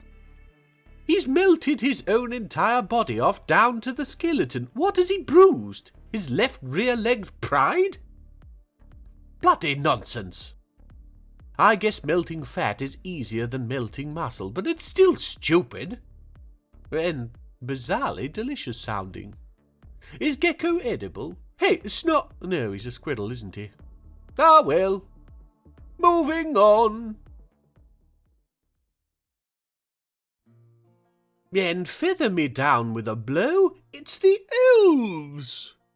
I wasn't expecting them to keep coming back, what with our first trade failing completely and our last one being fistfuls of twigs and berries for, fistfuls of twigs and berries. But here they are, making their way through the early spring snow to annoy us with more shrubberies. Neat. Normally I don't mind, as I can raid them for clothing, elves being big on crop tops and shorts, which happen to do marvellously as dwarven dresses and trousers. But these elves never bring any. Achoo! Blech. Yes, these elves don't seem to be big on selling their old underpants, so we live in hope. We, however, are not above such a practice, and seeing as our new textile industry has begun, we have a growing pile of skid-marked shoes and socks and fungusy dresses and shirts. No, I didn't get those the wrong way round. You're being disgusting. Seeing as the silk stuff is made from what the cave spiders leave behind, and the wool stuff leaves the sheep unharmed, I can't see how they could possibly... of course, they're idiots. Ah well, more net underpants for the dwarven traders. Goodbye, elves. Please stop coming. Oh, and would you look at that? A beautiful stream of new migrants. And they're filling the saffron of inking to bursting. This is great. It means we're getting the gaps in our various guilds filled up in some instances, and getting new ones started in others. Now, yes, they've brought some animals that we're going to need to get properly placed, but goat, hare, and guinea fowl is a small price to pay for wondrous new dwarves. Oh, yes, the place is really jumping now. Starting with a request for a guild hall for the Guild of Lizards, which is of course a farmer's guild, lizards being well known for their proficiency with hoes. Oh yeah, you caught him. Yep. Right, well neither Nutkin nor the lizards were what I wanted to show off. No, here you can see a lovely smooth space at the bottom of the southernmost stair from the pyramid. And this space shall be... our first temple. Now, it's the tiniest bit open to the caverns due to an errant mushroom tree, but I can't see that causing any problems, if I don't look at it. And I would like to partition bits of this off for a dormitory and some rooms for the future priests. We can't make any priests yet, as the temple doesn't yet hit the value required for a proper priesthood. But once it does, we'll take a look through and get out the silly hats. On the subject of silliness, we have another dwarf going into a strange mood, this one being Minkot, an adequate fisher dwarf at a fort with currently no access to fish-filled water. He's an interesting fellow, if not for his decision to claim a stoneworker's workshop. Minkot is fearful, a trait not often represented in the dwarven communities, and found his way to the hollow throne not despite this fearfulness, but actually because of it. He was in the bloated gourd tavern in tin prices when he heard warnings of a draft. Being tough and relatively young, he of course feared being thrown into conflicts with one of the elven nations, and as such signed himself up to migrate to our little fortress, in the hopes he could stick to his fishing.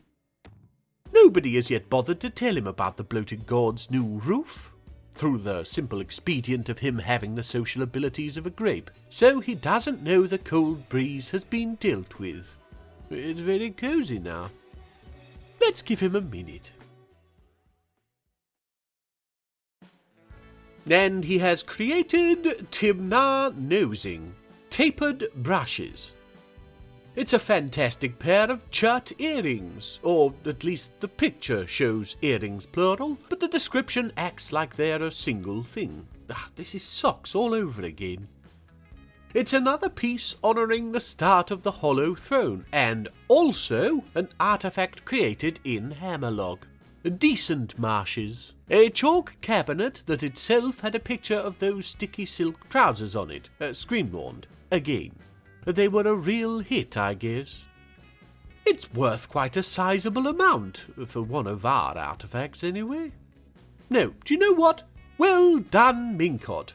I'm usually very down on our dwarves, so even a small achievement like this should be rewarded. Well, not so much rewarded as noted in a fashion that our dwarf here cannot perceive. Well, that's not it. Let's do it. Well done, Minkot. Nan? No, I'm not your nan, you dribbling buffoon. Oh, it's you, ma'am. I didn't know you died. What? Do I sound like your mother? No, but maybe you died at the helium factory. Oh, bugger this. Bugger what? Ma'am? Oh, I need to send a letter. And this is why we don't talk to the dwarves directly. Snod says you could have been a touch more delicate in your handling of that constellation. Oh, conversation. What? Since when do you speak Squirrel? Alexis taught me. Oh, they're canon now. Congratulations. Here you can see, swinging between the tree limbs picking hazelnuts, the Hollow Throne's first mare. Yes, it would seem we've got enough fat-headed little rock smashers now to warrant such a thing. Doesn't do anything for us but make random demands for what we can and can't sell, but the funny part for me at least is that this means Rimtar has once again failed in her attempts to climb the social ladder. Now, we don't have bathrooms here, so I don't know where her husband has graffitied, but clearly it was potent stuff. My meaning is that Unib is the last dwarf I would have picked to run a bath, let alone a fortress. He's patient with good intuition, true, but values harmony whilst disdaining decorum, which is like stuffing a badger into an occupied snuggle jumper. Unib was our expedition leader, of course, so I can hear you all saying he can't be that bad. To this I will point out the sheer number of objects we've lost to a troop of literal monkeys. Not looking quite so hot now, hey? Snod says that's your... Snodfoot is being very chatty for a 1 pound mammal in yeeting range. I don't feel comfortable repeating that. Wise. You may have noticed we also gained new migrants and welcomed the human traders during all of that. Life goes on, of course. Oh, and nonsense too. The barricaded guild, a guild of crafts dwarfs, has decided they're important enough now to require a guild hall. I'll add it to the list. It's messing with my own guilds. Crafts dwarf is such a broad term. Ah, and Ashmel is back, walking with a little more purpose than she would normally. Oh no, this isn't. It couldn't. It's only been 5 or 6 years. She wouldn't have already been empowered to establish the colony as an official land of the realm, right? I mean, yes, we're planning on the Hollow Throne being the hub of the Dimension of Destiny, but that doesn't mean I want nobles stinking up the place with their pomp and bluster. Circumlocution?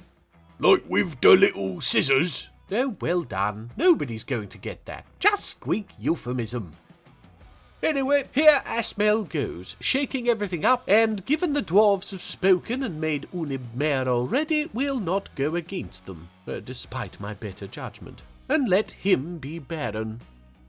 Then we'll get to ask for metal bars and iron anvils before being told goblets are to be all the rage in tin prices next year. Prepare for me to forget that. Thank you, Ashmel. Oh, where are you off to? We're heading down into the fort proper. Aha! Off to check out our new temple. Yes, as you can see, we've already... No, not impressed? Well, it's just a little thing for right now. Check again next year and you shan't be disappointed. Dwarves. Moving swiftly on, we're following Attis Armor Point, who has gone into a strange mood. Now, as you can probably tell from how similar they look, this is the father of Ustuth. A professional cook and novice brewer, Attis has been of great help in the kitchens of the Saffron of Inking.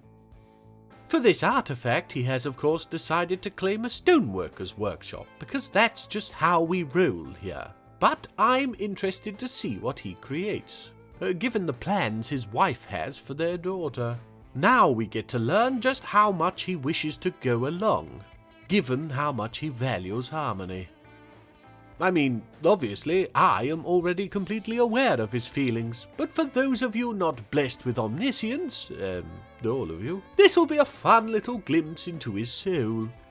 And worst case, if it isn't revealing, I can always open him up and we can inspect his gooey innards together. Let's give him a minute. And he has created a bloody mouthful, Estil Onshen Kegeth Mishos, Whirl-canted the held beach. An andesite ring that he's gifted to the fortress. It's got a lot on it, given how small dwarven rings are. First, a picture of Ashmel, our outpost liaison becoming our outpost liaison. Then Ass making her cabinet, and Ablel settling in the fortress. So it seems to me that Attis here has decided to show his support for the Hollow Throne and the status quo in general, noting achievements and rather mundane happenings in equal measure. This would point towards his lack of dedication to his daughter's cause. But be this truth or misdirection? A bit of both. Assen is a bit of a battle axe, which with dwarves is a tad more literal, and so what's good for the goose and all that. But Attis would be happy if he got to stay in his kitchen, mincing things that ought not to be minced. Female dwarves of the Call of Kings do tend towards the megalomaniacal. Anyway, thank you, Attis, and I apologize that your ring shall probably never be fingered. Don't translate that! So, you know how there's just some days where you just want to kick yourself? Yes, this is one of mine. Ang managed to squeeze himself up the well in the farm area and immediately got to turning our dwarves into neat stacks of charcoal before I could get a handle on things with my pause button. Now I've called for the squad, but they're in barely any armour and swinging tin foil weapons, so this could be the end. Everything reduced to cinders before we've even started. Better hit play and see what happens. And the fire begins the spread in the pasture. Damn, that's another dwarf gone. And another. And another. And now it's destroying our textile industry. 1 step forward, 2 steps back. And back to the farms to gloat. Bloody gecko! I think the rest of our civilians are now safely packed away in the burrows, so this should just be... Yes, the squad are here! Go, my warriors! Oh, good me, they did it! Take that, you fire-breathing wall crawler! Oh no, look at all our animals. Some managed to escape the flames, but others were barbecued to little briquettes. Oh, yes, we lost 6 dwarves, but they're easily replaced. So, yes, thank you, Ang. Thank you for having a chirp, yes, apparently geckos do vocalize, that was worse than your chomp. And I should just finally show that we did put what dwarves we could to rest. Though we were at 70 and are now at 58, so there's still 5 ash piles unaccounted for somewhere. Rather than search through, we'll just prepare some slabs, and when ghosts start appearing, we can put them to rest that way. Or ignore them. We'll see how I'm feeling. And that's going to do it for another episode. If you've made it this far, then surely we've earned a like and a sneaky subscribe. Snodford says... Oh, here. Oh, thank you, Phlegm. Feeling better now? No! Oh! What did I do? You kept forcing bolts down me throat. I thought I was gonna die. I thought you were hungry. You kept asking for nuts, but I didn't have any. Edible nuts, you adjustable spanner. Did he just... Why do you think I don't have any? Look after yourselves. We'll see you again next time. Anus Eshon, you most wonderful of individuals. Anus Eshon. Kutam ilunu diz wamid. Welcome one and all to the last charcoal briquette in the bag. Yes, that lumpy, stunted one with some of the paper stuck to it. The fuel to feed the embers of the dying fire of the dimension of destiny that we all call Hammerlock. Sorry, just propagating a slip of the brain there. We are, of course, talking of the Hollow Throne. And we join our dwarves still partying in the saffron of inking, letting them let their hair down, or more down anyway, after sweeping up the ashes of their friends and family. Given how many migrants we've had, things are starting to get a little cramped, but that's nothing a little expansion out into the cavern can't help. Not today, bigger fish to fry. Oh, a little distasteful, that joke. And if you're wondering why I stuck to this one scene for so long, Drink and Industry started playing and you don't just pan away from that. Oh damn, I only made the top layer accessible in the burrows and now they've all ran out of booze. Go on then, off you go to be useful, my industrious little whiners. Oh goody, the elves are here to let us know that trees have been talking smack behind our backs. Esloam warns that they'll be back with pointy sticks and giant war hamsters if we don't stop disrespecting the overgrown dandelions. This is honestly worse than it looks. As a deity, I can perceive the thoughts of all beings, even plants, and happen to know that our trees use literally when they mean figuratively, and they could care less, which means that their ability to care can be represented as a positive integer, and thus conveys a different meaning entirely to if they couldn't. Where's Phlegm going? Through the ash fields in the cavern and off the map to the north. Cave elves? Oh, damn. Maybe they aren't so bad after all.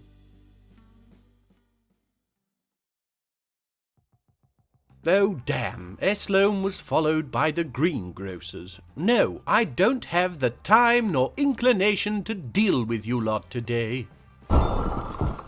Knees up, Graham. You're never going to win with that effort. I don't got knees. What? Oh, blimey, you don't. Legs up, then. I knew the quiet wouldn't last.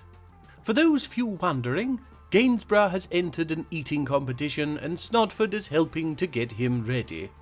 No, I don't know what his legs have got to do with it either. Moving on. Straight to Dodoc Labourlashes, one of our newer dwarfs, who I'm overjoyed to say is an adequate metal crafter, and therefore has claimed a metalsmith's forge in a bid to make me like him more. He's not creative, impatient, and recovers slowly, but actually he isn't, and that's all just his low self-esteem talking. He's a humble little tinkerer with a big heart, and his spouse, Edem, is lucky to have him. And that's Edem the female carpenter, not Edem the male legendary mason.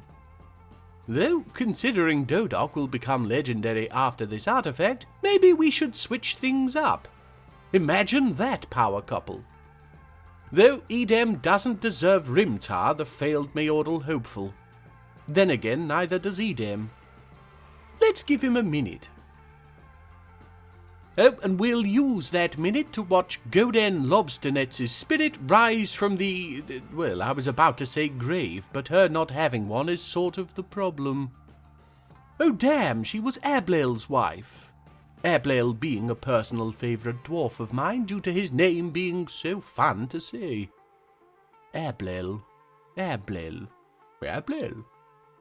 I tell you what, as unbelievable as ghosts are, Dwarf Fortress does at least have the sense to show them in the buff.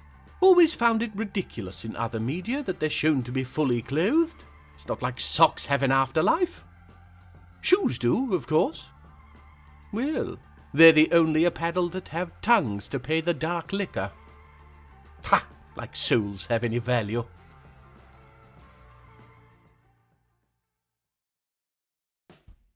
And Dodoc has created Ruthosh Bothon, the distant Merc, and it's an iron scepter, which is a disappointing use of what little iron we have. And it's not worth very much either, which is a very normal use of a dwarven strange mood. It's got 2 artifacts from previous forts carved into it, one a pointless animal trap made of gold, the other a limonite mug.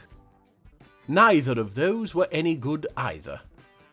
The only use I can think to put this to is when I finally appoint a captain of the guard, I give it to them to dispense justice with.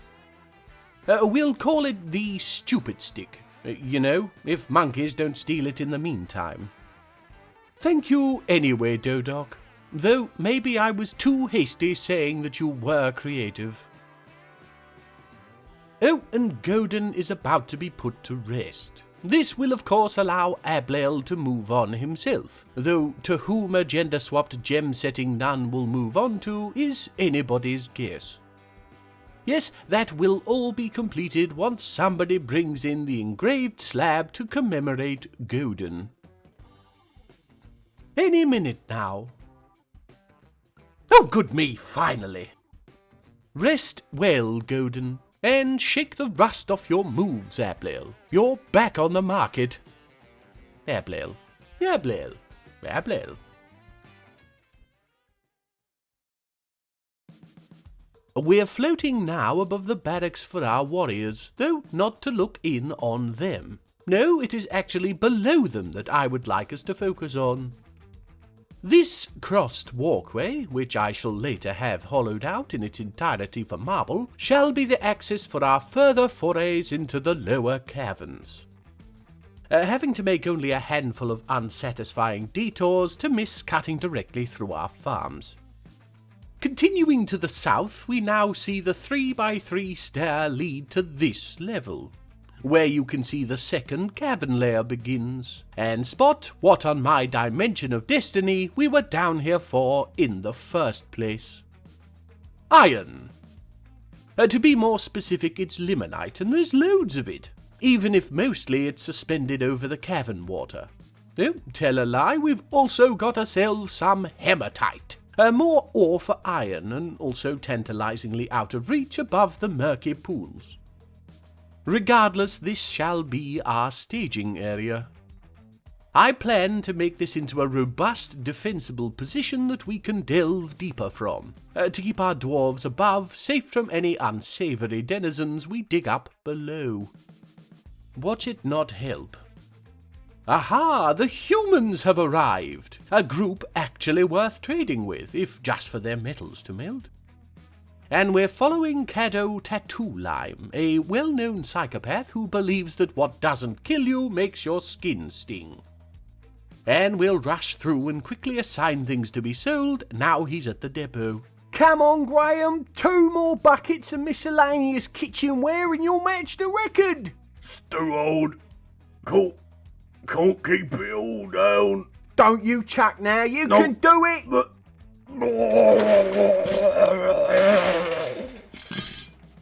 Oh, for the love of Phlegm. I've found involving myself just makes things worse, so let's move on and watch Olin in action. You'll keep your hounds to yourself until the deals are done. How I'm supposed to check yous not pulling a fast one? I dinna care who you did. I'll just make sure you keep your paws in your pockets and out my gear. I'll let yous touch mine. I dinna care who you're on your own trade. Just dinna be pouring my pants. You's underpants. No, you daft outlander. My breeks. And they says I don't talk proper. I didn't understand a bloody word of that. Moving on. So it turns out I was a little hasty in assigning the naked mole dogs a pasture area. The trained ones have been slowly going feral on me for some reason, which has led to some attacks on dwarves and the deaths of a couple turkeys. This shan't do. We actually do have a pair of tame naked mole dogs now, from which we can get tame puppies, so I've decided it's time for a culling. Just waiting for the squad. Ah, yes, here they are. Get to it, my warriors! They're hesitating because everyone has grown fond of the eggplant emojis with legs. Must I do everything? Right, kill orders given, get to work! Yes, it's gruesome, but necessary. Nice and quick, and they're off to train again, which lets us get a closer look at our 2 tame puppies. Given the physical changes occurring through the process of taming through breeding and the difficulty of saying naked mole dogs all the time, the dwarves have decided, since the puppies are a touch smaller than their wild cousins and a delightful shade of pink, that they'll give them a breed name of coral tadgers. A tadge being like a tit, in the sense that it means a small thing. It means nothing else. Don't check. Oh, damn, somebody was found dead. Yes, it was Zon here. But this wasn't due to any beast. Oh my! A giant bat! Oh! Could it be? Have we finally found a terrifying creature of the night in my baby's first dimension? No, just a big bat. Average, actually. Pretty wanged up by Zon, though it did earn itself the name of Uvoth Astod, Shredgulf, for killing him.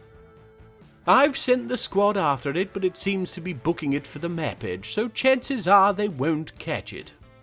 Yes, as I thought. Moving on.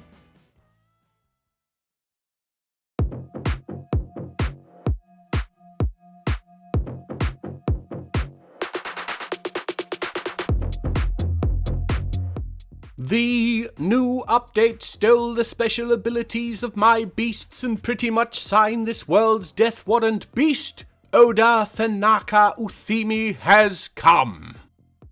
And you can't fool me, Dwarf Fortress. That monochrome tower of ash is a spider, not a crab, though its horns are absolutely adorable. Seeing as this thing is barely holding itself together as it is, I'm expecting very little in the way of a battle when our squad gets to it. And yes, there we are. One hit from problem to puddle.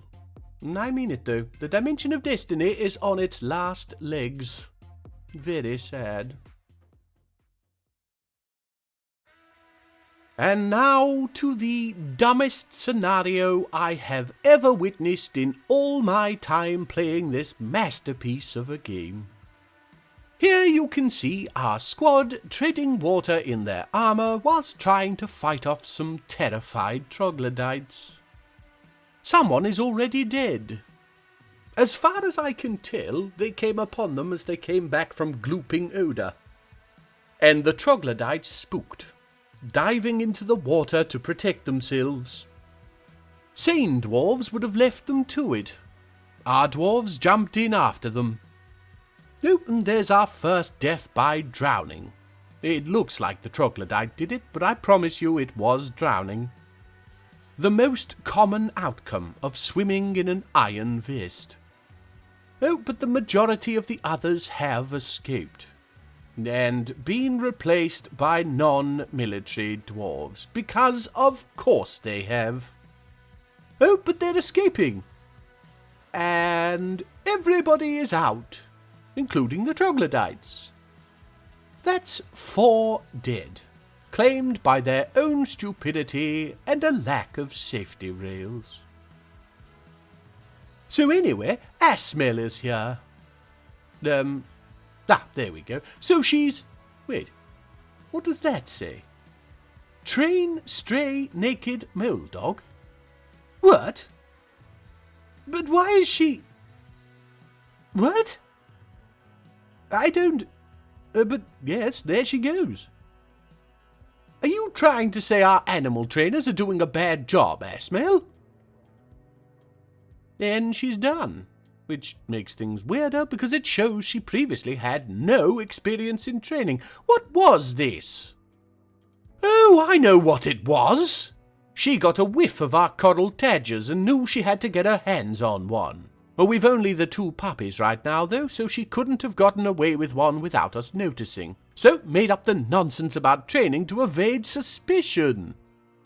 I understand the allure, Asmel, I really do. Although they're smaller than their wild counterparts, they're still large enough for a relatively small dwarf to ride. Well, if you want a tadger to ride on, you just have to ask. Though you'll need to wait because ours aren't big enough yet. They're growers, not showers. On to her actual job, and she's come empowered to elevate the land in the eyes of the realm, which I think makes us a duchy now. Whoopee. More important is where Asmel decides to go after this. Out into the caverns and... Honestly, after our dwarves drowned, I saw this play out and my heart was in my throat. Amazing how a few pixels can endear themselves to you, isn't it?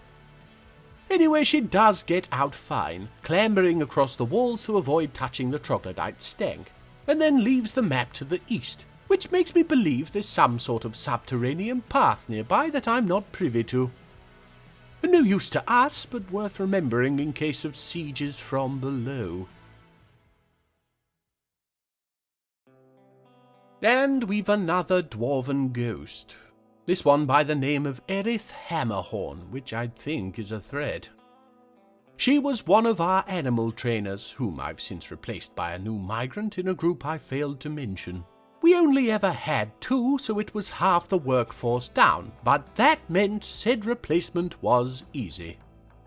Much like before, we shall be putting Erith to rest by engraving a slab, and I'm not sitting here waiting for it to be brought like last time.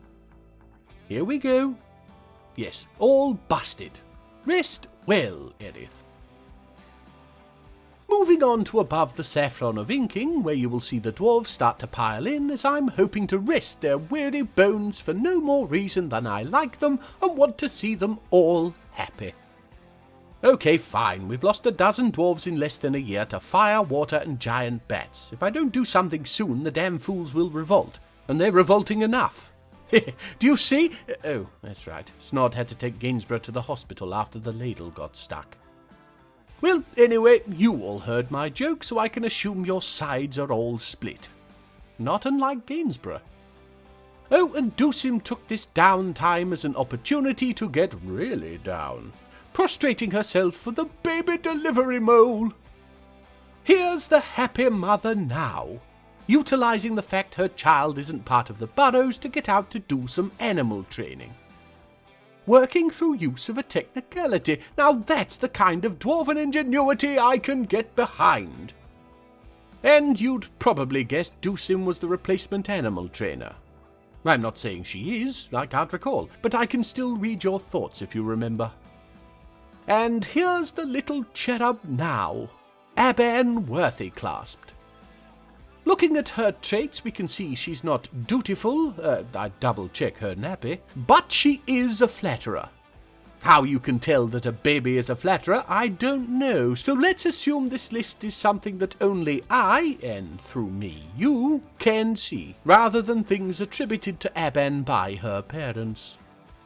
And with everybody back to their assigned merrymaking, we shall let the dwarves have a little time to themselves while we take a look at something I've just seen. It's a troll! Fighting one of those squibbly-wibbly giant elms.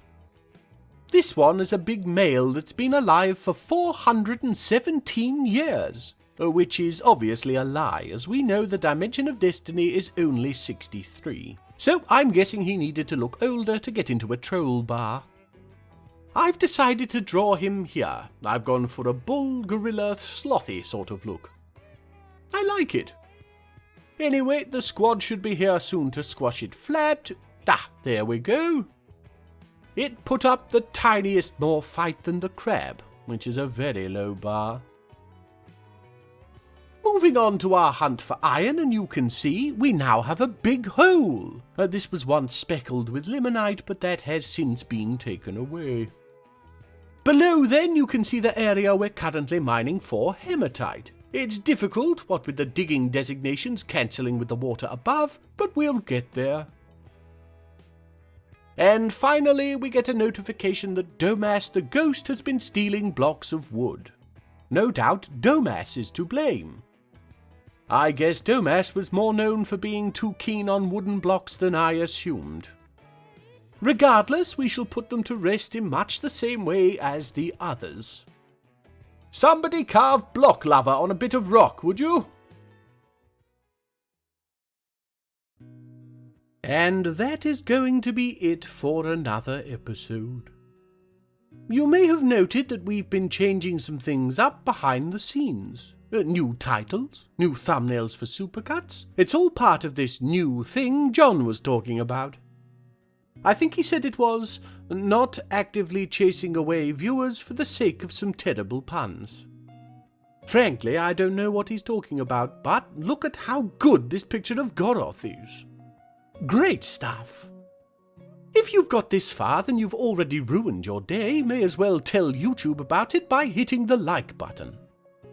And maybe treat yourself with a subscribe if you haven't, and a comment if you have. Oh, and blah blah Patreon, blah blah Discord, links below, all that jazz. Thank you all for watching. Look after yourselves, and I'll see you again next time. Anu Zeshon, you most wonderful of individuals. Anus Eshon.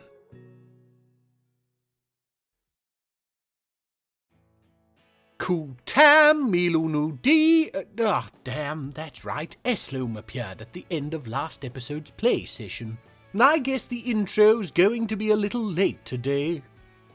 Now he's here, of course, to begin the fight for our trees' lives. operating on the premise that you can't win them all, and so requesting we contain the culling to 25 trees. The insinuation is that we argue him up from there to 35, but I don't know that we have any control over that process, so we'll stick to believing he's just a terrible negotiator. Phlegm then lets us know that there is apparently much to share on the world, but, search as I could, there doesn't seem to actually be anything of any note that has happened that I can find. So I'm guessing he robbed us while we checked.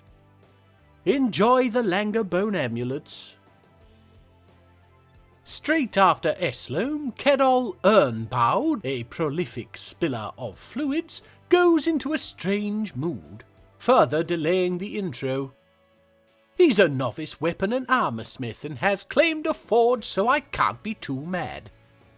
There's no end of iron to take from, so let's just ignore the tin bars he's already grabbed. Surely they'll just be for decoration. Can't stay with Carol for long, though, as an emergency has come to my attention on the surface. Unib, our count, yes, I was wrong to call him Duke, and Mr. Mountainsack have both gotten themselves stuck in a tree. I'm not sure how it happened, and maybe they were picking fruit whilst having a meeting and somebody took the stepladder. Regardless, they're getting thirsty, so we've sent someone to cut the tree down, and there we go. They can both get back to work. Oh, and don't worry about that wall on the surface. We'll get to it. And just as I was planning to get into the intro, Carol is done. Damol Ficod, the pitch of glazing. It's a tin battle axe, which, whilst disappointing, is at least a lovely callback to our dwarves defeating the fire-breathing gecko with their tin foil weapons. And I thought they didn't listen. He stapled some random junk to it, so it won't do to cut down trees with, but that's okay, it's probably going to be stolen by langers anyway. I haven't been mentioning it, but they have consistently been pilfering. Just fed up of drawing them and attention to it. The absolutely amazing thing is that what he made was technically a weapon, and so he is now considered a legendary weaponsmith. I have my misgivings about this. Linguistically, it makes perfect sense for an individual that makes a world-renowned artifact to be legendary, but the increase in ability that this title provides seems wrong. Forgive me for griping about gameplay elements, but if prepared meals needed nerfing, strange moods absolutely do. Thank you anyway, Carol, and keep yourself safe. We shall have need for your legendary skills soon. Maybe I was too quick to praise. The presence of metalsmithing legends has pushed the pompous pig iron preppers to new heights of prestige pamperage. They're demanding we build them a guild hall and that we stop laughing at their choice of guild name. Well, we can do the first, but you've only yourselves to blame for the second. Just say cyan for me sake. Anyway, the humans are here, and we're following Histekin. Her last name is Ardodas, which is coincidentally onomatopoeic Humish for focusing on the sack. Ardodas!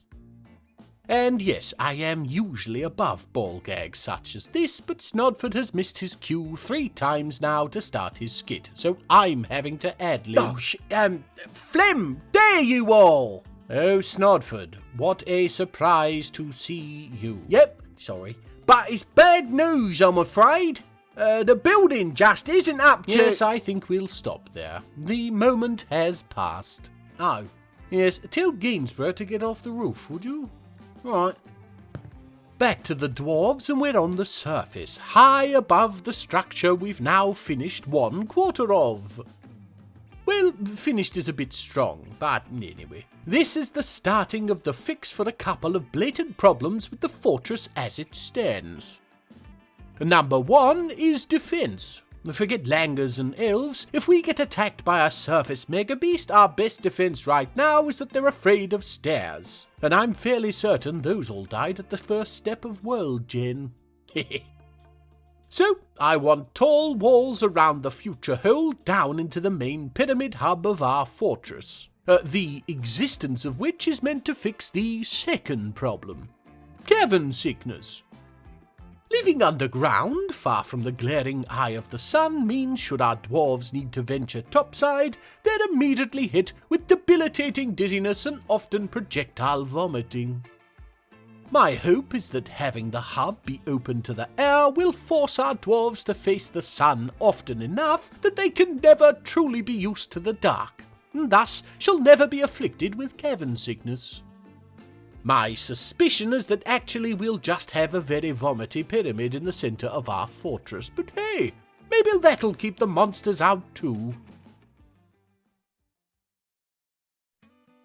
So we're following Kosoth Wildness painted, because she's gone into a strange mood. Now, she's a thrill-seeking, adequate glazer with high social awareness, so I wouldn't have the foggiest what she's planning, had she not claimed a mechanic's workshop. She's one of our newer dwarves, we're at 107 now, did I mention? And she brought along her husband Kumil and son Zalban, whom we shall be seeing in a moment because he's swiftly become my favourite child at the fort. Kosoth is young, for a dwarf, and despite trying her hand at many jobs, has never stuck to anything solidly.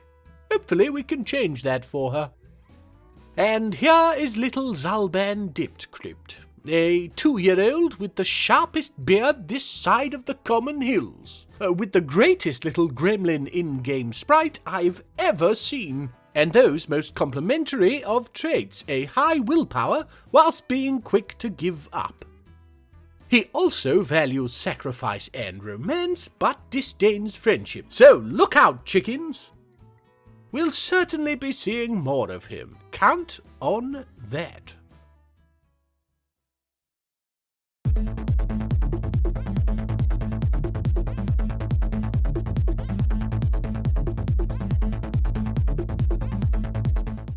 The attempt at making a flying carpet that went wrong beast, Cosmzar Ozo Bulu, has come.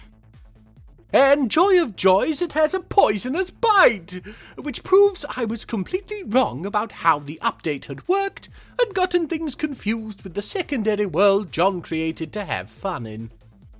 Though if I get one more comment on Reddit about needing to start a new world for bloody colourful sprites, I might lose it. Anyway, I've already roused the warriors and they'll meet Cosmzar in battle before it can get to our locked doors. Absolutely nothing to worry about. It's not like it can swim. Oh, but yes, it can fly. But it wouldn't be able to... This is going to be bad, isn't it? No, 1 dwarf down. 2. Damn, more workers. Where are the military? 3. 4. Oh, they're here. Rip its bloody tassels off! It's done. For the love of me, why didn't I fix the well? Fool me twice. I'll have to add it to the list. Damn. Bimble? Why are you just... Right hip, ankle, and foot mangled beyond recognition. Yuck. Well, at least you're alive, which is more than I can say for our goblin-raised trader, Olin. Yes, he passed beneath the wings of Cosmzar. A sad day for all, but especially me. I had plans for that dwarf. And we're going to need to expand the body bag bunker. Damn, this list is getting long.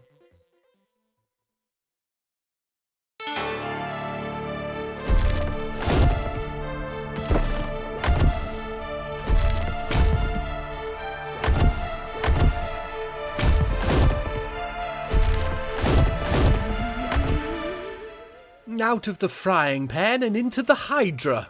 Zansong Fergig, the, massive pulps, don't laugh.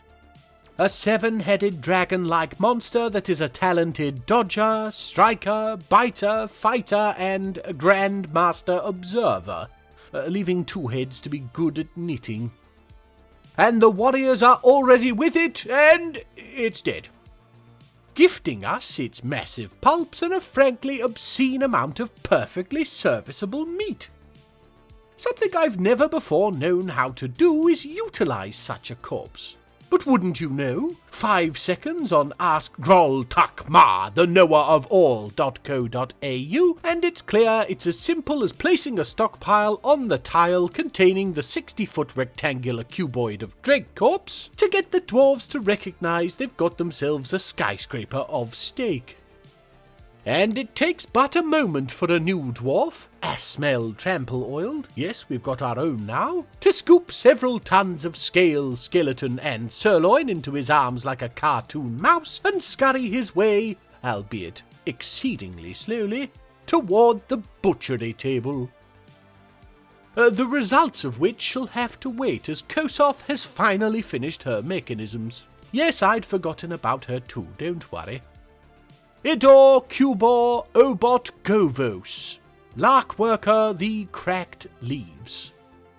It's made from chert, is covered in different beautifully shaped rock gems and gemstones, and has an image of Lytast Sun-Inked, first king of the dreamy city at tin prices, on it, along with an image of gems.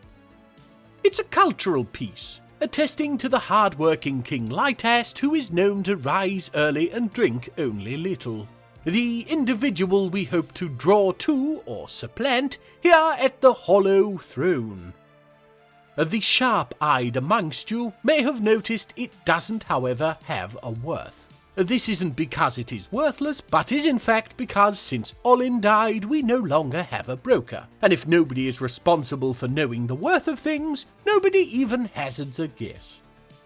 Well done anyway, Kosoth. I'll endeavour to remember to bring it into the fort and invariably forget before the Langers get it. Oh, and we now have an obscene amount of Hydra meat, and 7 of the coolest helmet fodder skulls on the Dimension of Destiny. Think of what we could do with these!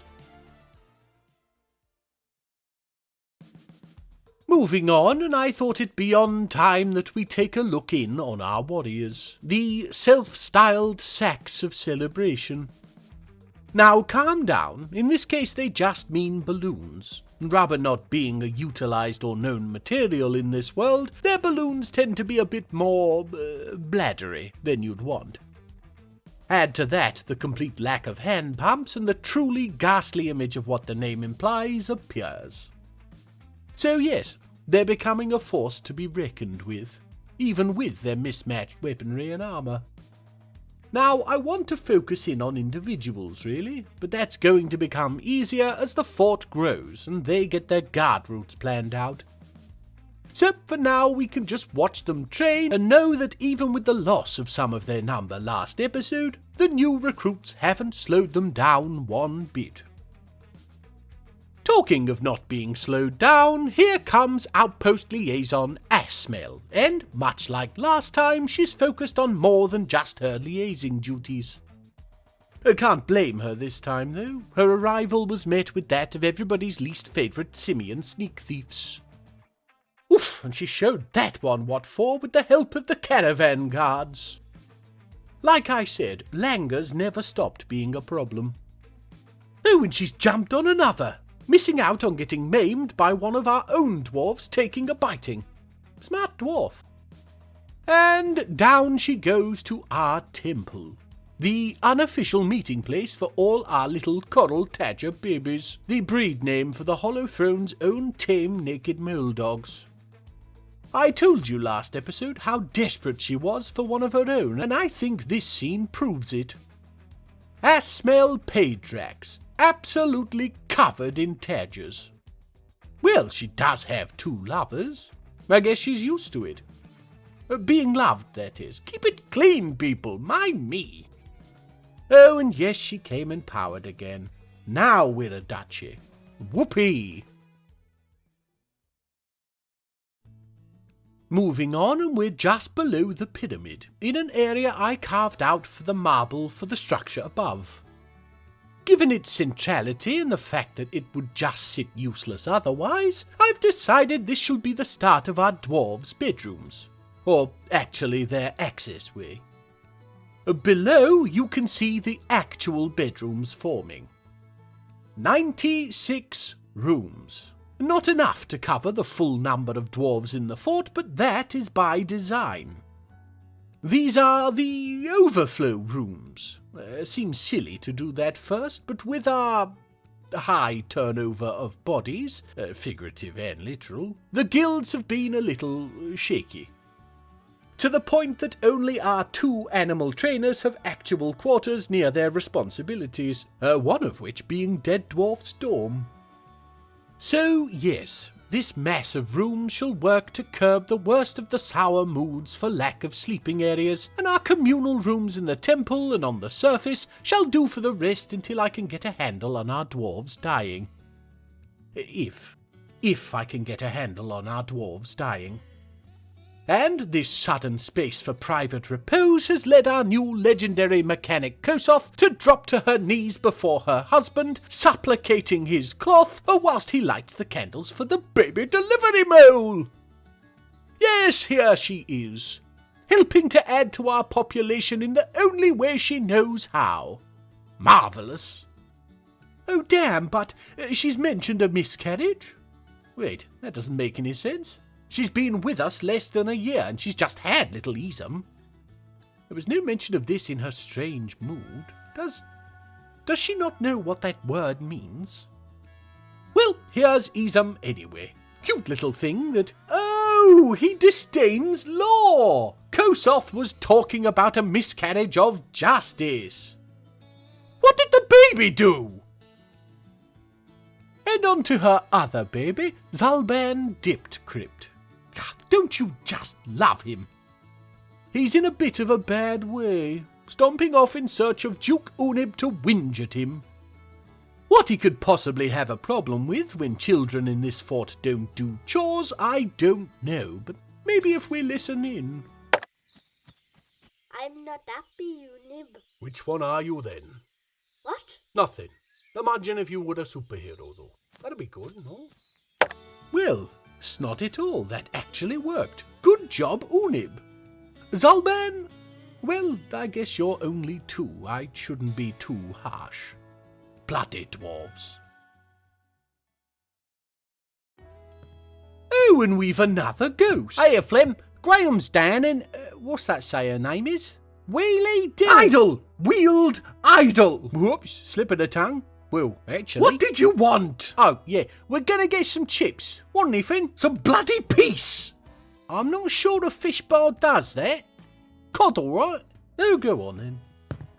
Degel will be put to rest shortly. Damn, now I'm hungry.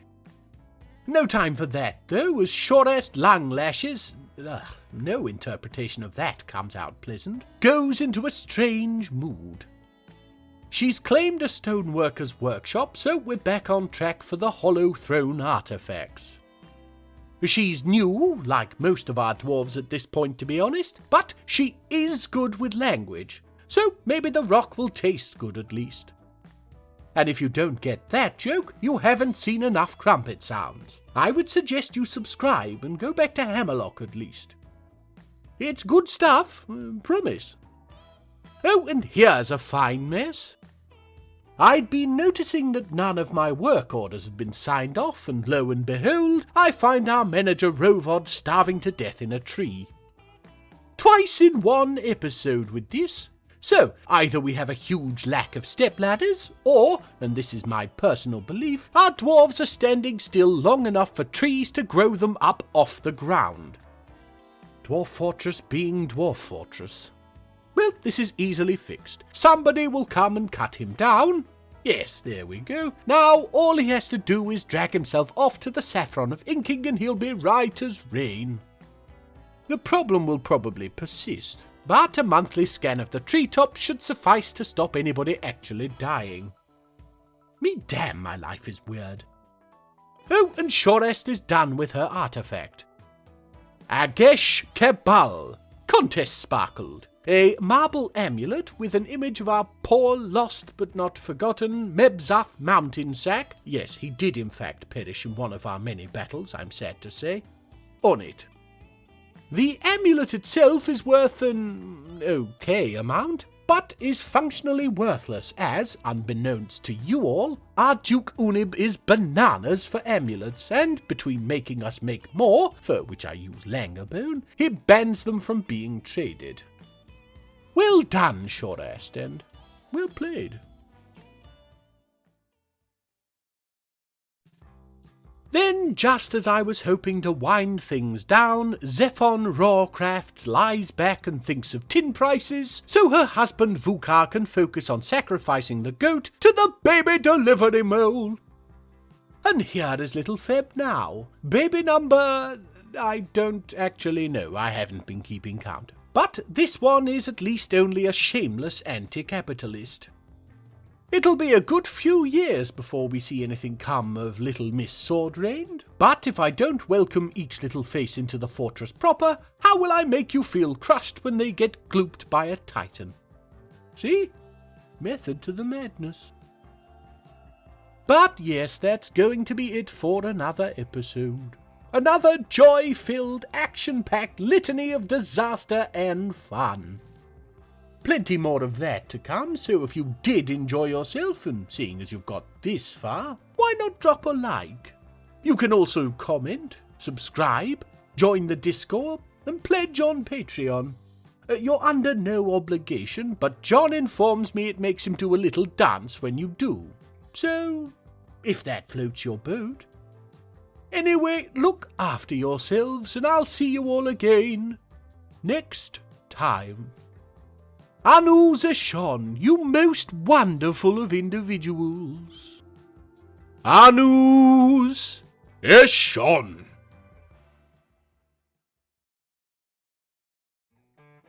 Kutam Milunu Dizuamid. Welcome one and all to the place to go if you're looking for one of those Flintstone-style racks of ribs and jumbo steaks. Well, other than bedrock, of course. The fortress that we all call the Hollow Throne. Good me, dated myself with that intro. But yes, we're here above the de facto place to be in the fort, the seemingly shrinking saffron of inking.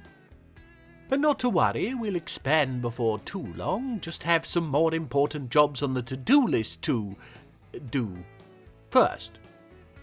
With 111 dwarves now, there's no such thing as a big job, and so this episode is going to be focused entirely on that most elusive of things, the procrastination-free day of work. Or year for our dwarves. 20 minutes for you lot. Oh damn, am I your dwarves? Before we can get to serious work, though, we needs must clear the surface of now superfluous buildings to make way for our completely perfluous ones.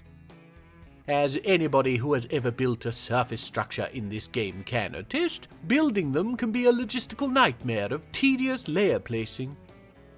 Well, removing them is the same, but with a higher tendency for dwarves removing floors another dwarf is currently standing on. Oh, and me forbid one brick happen to fall the height of a dwarf, as it creates a shockwave that blasts all nearby into the next fortress. As such, I've decided to perform my first controlled demolition. Under the building we have dug a pit, and... oh damn, it's nearly done. And we haven't completed the support yet. Oh, thank me. Snot damn it, that was close. Anyway, as you can see, we've got the whole building balanced on that one solitary support, and now we're just waiting on a dwarf to come pull this lever to turn it into a purport. Here we go, and... what? Was the lever not connected? No, look, the support purported. What? Nothing's connected up top. No errant branches slammed into non-existent windows anywhere. Shazam! Nothing up my sleeves. I don't have arms. And yet the building still stands. I'm a wizard. Please don't tell the church. Oh joy, Phlegm is back to whinge about the trees. No, but not yet, it would seem. No, heading off to our temple, praying for the strength to deal with our Duke Unib. He's really doubled down on the amulet obsession, and it's getting on everybody's nerves. No, is he talking to that duck? Hang on. Rising of the moon to you, Brother Mallard. The time draws near. Ready, you unfeathered and furred friends, for the fury of the forest. Oh, you buzzkill. Fine. We done whizzed on the trees to make him grow right fast, and stoppered the weeping pucker till his head blew up. He's on his way, so look sharp. No, it ain't bear. My dimension for a regional dialect translator. As for the intelligent ducks, that's a hanger-on from my messing with a duckling at Channel Glazes. No, not like that. No time to be worrying about elvish plots now, though, as Coolette Vessel Actions, Bob to his friends, has gone into a strange mood. Now he's a High Master armoursmith and has claimed a smithy, so I am, of course, overjoyed. Like many of our fort denizens now, he's a newer migrant, but that shouldn't lower him in our esteem. He's a loner, travelling to the Hollow Throne with naught but the clothes on his back and the wish to completely remake himself. Now, he's tough, patient, and characterised by mild temperatures, which runs counter to his time as team leader of the FFPP section of Morrison's in tin prices. Anyway, he's hard at work, so let's leave him to it. And he has created, just ignore the sprite of our broker, Notlith Kebon, ruined odour, an iron cap, studded with iron. Simple, inelegant, functional, and despite the name's literal translation being awkward, the true meaning is closer to, I love the smell of napalm in the morning. So, he's not quite kicked the retail ghosts. What he has done is picked up one of the few turbans we bought from the elves. Yes, we traded with them, I'm not proud of it. And now, as a legendary armoursmith, he goes to join his brethren in the saffron of inking. Well, stay close, Bob. We shall have need of your skills for our sacks of celebration. We're down in the depths now, where our miners have discovered a trove of obsidian far from any troublesome magma. So I've got them digging it all out. Unib still needs ducal quarters, and this will create some fabulous-looking furniture for it. We're actually down here looking for iron, and there's some hematite here too, you can see. With enough of a stockpile, I'll feel comfortable starting the pig iron production, and from there on to steel. I'm really thinking nothing is going to be able to touch our sacks of celebration. They'll be invincible! Oh dear, seems I've been neglecting my tree scanning duties and one of our dwarves, Mebzath, has died of dehydration in a tree. Don't worry about the mutilated bit, that's just from the fall. Something he was apparently unable to do whilst alive. I guess we know what Phlegm was talking about now. But if the best the elves can do is one dwarf a year, then I'm not worried. My own count can eclipse that in a month. I'm not very good at this. Best we take a look in the trees now, see if there are any other errant desiccating dwarves. If you see one, wave or cheer. Nothing? Good. Back to work. Did I say work? I meant more nonsense. The Guild of Lizards is once again requesting a guild hall. You'll remember they did this once before. Turns out having a literal space for them wasn't enough, and so we've reallocated the same space and now filled it with enough rubbish to make it worth a bit. All done, happy little guild, we can go back to what's really important. Wait, no. Apparently not. It's the humans and they're here to trade trench coats for baby clothes. We're following Ador Fisher garnished. Well, yeah, if you've got to, you'd rather it be garnished. Where the snot did you come from? I like 'em unadorned. Ginsborough? How? Easier to get your fist in then. What? For when you drop your keys in. Ah, you're being geological. I thought you two were out. We are. We're holograms. Look, chuck that stapler.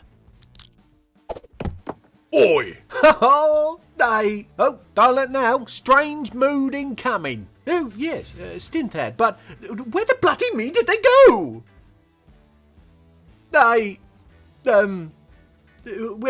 Anyway, Stinthad here is a gem setter, and she's claimed a gem cutter's workshop.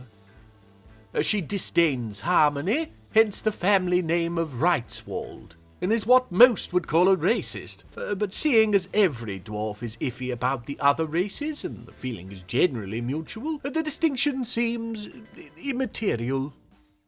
We're going to let her get to work, and hopefully whatever she makes won't need to be destroyed for decency reasons. Snodford? Gainsborough? Bloody lodgers. Well, she's done and has created Othor Mezam, the erasure of smokes. Okay, Dwarf Fortress, let's not get me demonetized, eh? For complete transparency, I will advise that smokes are goblins in this context, a colloquial term created at tin prices due to goblins living in fiery pits. It's exactly as racially charged as I thought it might be, but hating goblins is Tolkienian and therefore practically sacrosanct. The piece is adorned with an image of a forgotten beast, non-specific, so me knows what that looks like.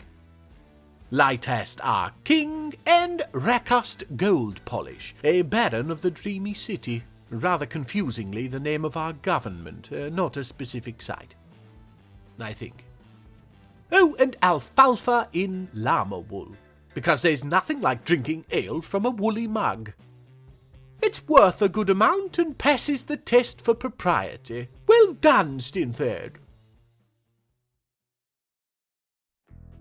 Here we are now in Duke Unib's new digs.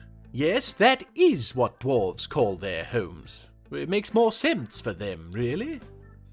We'll start at the throne room, resplendent with marble statues of the hollow throne. Or, well, big cubes with HT carved on them. He's also got some pedestals with amulets on. I told you he was obsessed. The obsidian furniture is looking nice too, though somebody missed the memo and they've given him a throne identical to the ones for his dining hall. Which is here, still awaiting all the furniture, but already fully functional with what is there, seeing as nobody will sit with him for longer than 5 minutes.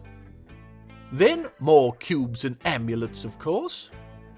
And then on to his bedroom, replete with mug for value and amulet for whatever it is he does with them. This is where I stuff the extra armour and weapon stands he's requested too, for all the armour and weapons he doesn't own. Probably just more storage for amulets, to be honest. So, yes, still not fully complete. Want more statues for the halls, but at least when foreign dignitaries come round, he's not having to meet them behind the sleep shack on the surface.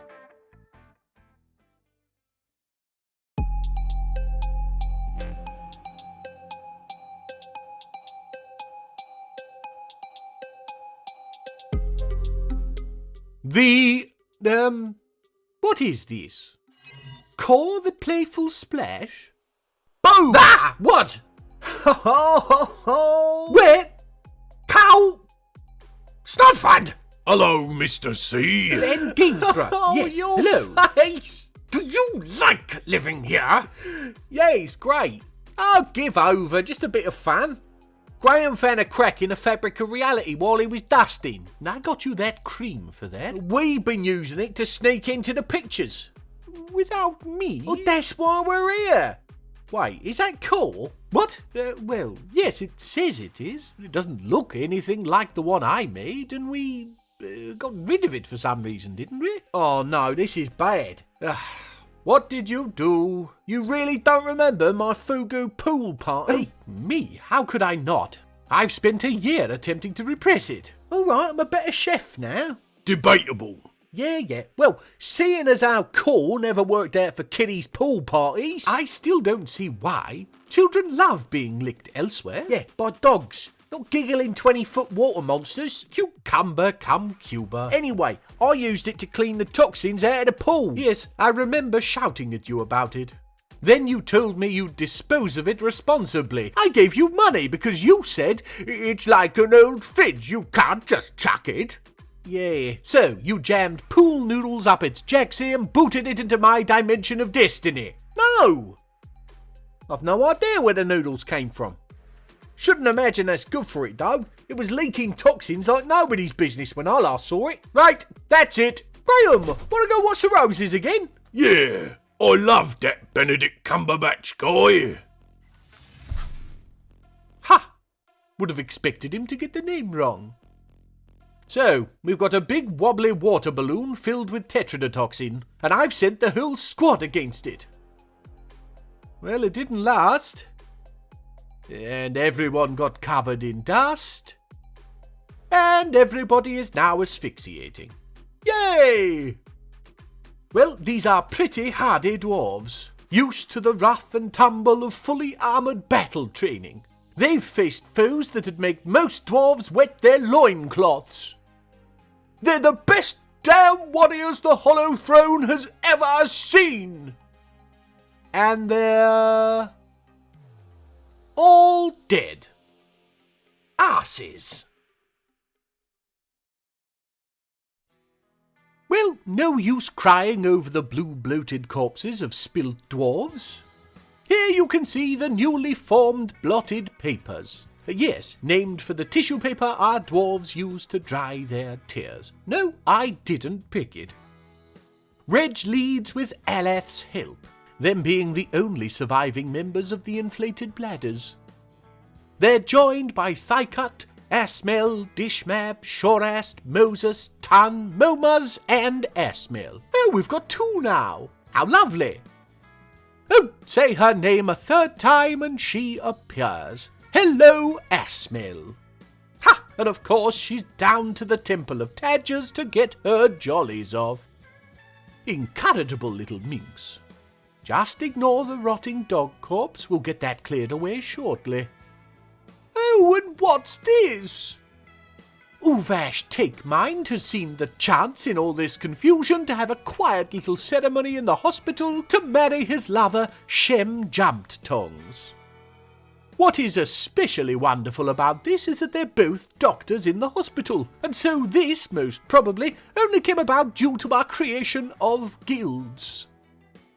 Not guilds as in the games guilds, but guilds like in Ankh-Morpork. No, I shan't drop the Pratchett themes. So now they and their cat Adil can live happily together, and we can be happy with the knowledge that we made it happen. Joy! Speaking of joy, take a look at what I'm building on the surface. A diamond of surface turf surrounded by what will be high and impenetrable stone block walls to grow the ridiculous amount of crops that we've got seeds for that need sunlight. Rutabagas, vetch, parsnips, carrots, alfalfa, the list is nearly endless, and our farmers have been sat on their hands planting the same 3 plump helmet seeds on rotation when they could have been working the soil up here. Ropereed especially is going to be a hot commodity. Not that we're short of silk for textiles, but it's always nice to have options. It may seem little space, but maintaining even this with how many types of plants we've got is going to be painful, so we'll just keep it as it is for now.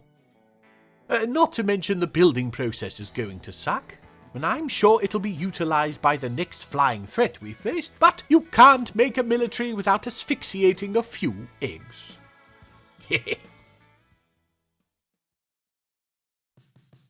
And now we get a strange mood from a new dwarf. Doren Roof entered. The gem-setting fence turned cat burglar. This light-fingered little figure has come to the hollow throne in the hopes of dodging the Lord in tin prices.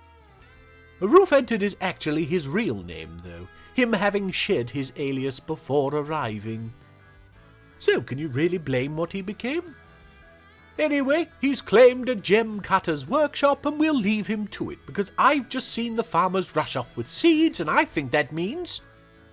yes, we have our first few plants being planted. Don't mind the blocks, needed to place floors to get the dwarves to remove errant bushes and saplings. There may be a remove surface nonsense button, but this worked anyway. Talking of removing surface nonsense, I've cleared the ramps around the base in the hopes that perhaps physics got confused, and now we're just waiting for somebody to pull the lever and... still nothing. What on my dimension of destiny? Support purported correctly? Well, I really don't know then. Only other thing I could think is that the tree branch tips that brush the walls are somehow keeping it up. But surely not. Well, let's give it a go anyway. Oh, but Dwarven has finished, so let's have a quick look at that. Kiror Deleth, cell polished. A clear tourmaline toy hammer. Oh, this is fascinating. It's a glass hammer, one of those well-known useful items. On it is that one baron again, and some sweet potatoes. Taking the name into consideration, the messaging is clear. You can keep polishing your cell, Mr. Bombast, but it'll be of less use than this glass hammer, so you can go suck my sweet potatoes. Very provocative for a dwarf on the lam, but that's just how Dwarven rolls, apparently. Back to the demolition project, and here we go! Spoosh! Oh, whoops, caught in the blast there, poor Amos. But yes, it's down! Turns out it was the trees holding it up all along, because that makes sense. Bloody Dwarf Fortress. Now we're just down to the shack, and that'll be easily dealt with traditionally. Marvellous! So that's going to be it for another episode. We're close now to having the space to get my vision for the Hollow Throne started, and that's exciting. Though it would be nice if we could keep some of our dwarves alive to see the end of it. Not required, but nice. YouTube is being its usual wonderful self at the moment, and so you may have noticed Trumpet Sounds is growing like gonads in an ice bath when your nan bends over.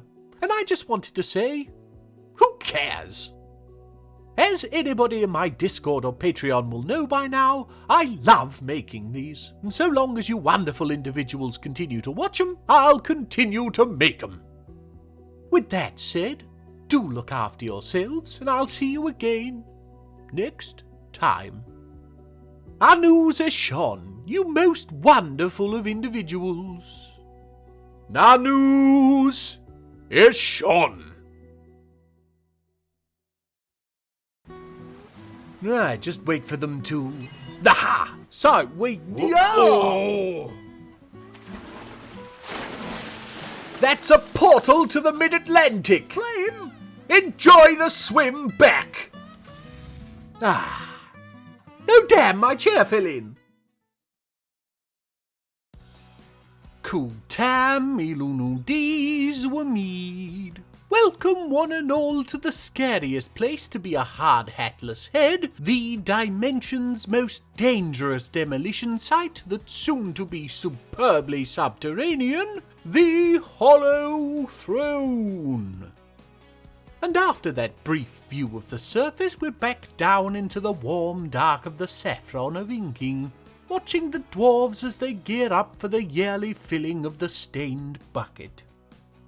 Not a tradition I've managed to capture before, what with all the hideous deaths and mundane surface work, but that could be considered a good thing in this case, as all of the dwarves are now very well practiced, and we shan't need to watch any amateurs.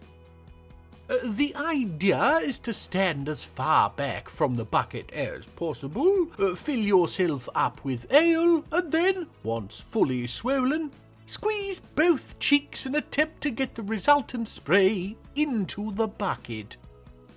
Oh, it may sound simple, but with enough rum or wine, I swear it's fun for the whole family. Speaking of, we're starting to see the younger dwarves having a go, but they're permitted to squat down over the bucket to aid accuracy. The less spatter, the better. Oh, and you may have noted this conscientious objector, Moral Worldcrafts, a newer migrant who I actually noticed at the start of the last episode. There's nothing overtly special about him, a bog-standard dwarf who happens to be an adept carpenter. But what caught my eye was actually his in-game sprite. Now, I don't know how this comparison will go down, but doesn't he just look like a teeny-tiny Simon from Neebs Gaming? Bet you weren't expecting that crossover.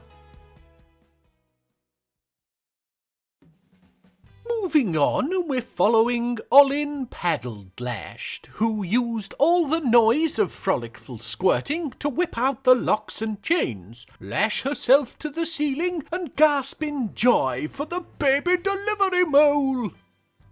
This is Olin's second baby, her first having been born before this one, which would seem a strange sentence until you bring up twins. And I know what you're thinking. One would still have to be born first, and to that I will reply, what about my patent-pending simultaneous birth baby guillotine? What do you mean, Heisenberg's uncertainty principle? Who invited the nerd? Anyway, here is little Ervad Vessel Scars. Oh, she named her after the bucket-filling tradition. How appropriate. Oh, and Olin is taking her to have a turn. Mind me, she'll have to get practically into it. Very unhygienic. And no time to fret over stained baby, though. Monom here has gone into a strange mood, and he's claimed a clothier's workshop. Not the most exciting artifact coming then, but it'll fill a pedestal. Oh, but before we can talk more about Monom, Eslom is back to whinge. Fairly certain we went over quota last year. No? Okay. 38 trees this year. We have ginkgo trees on this map tile, so that's enough timber to build a tower to the moon. I think we'll be fine. Back to Monom, and normally at this point I would fret about not having all the materials required for a clothing artifact, but we've so much cloth that he'd have to be asking for specifically yarn cloth for us to be in any trouble of him going insane. Ah, that is precisely what he's doing. Arses.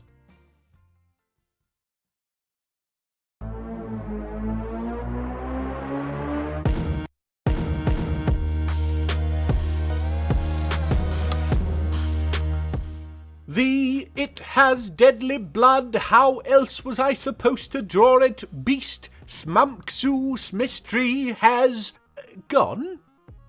What? Where is it? False alarm. Glad I wasted all those hours drawing it. Bloody me!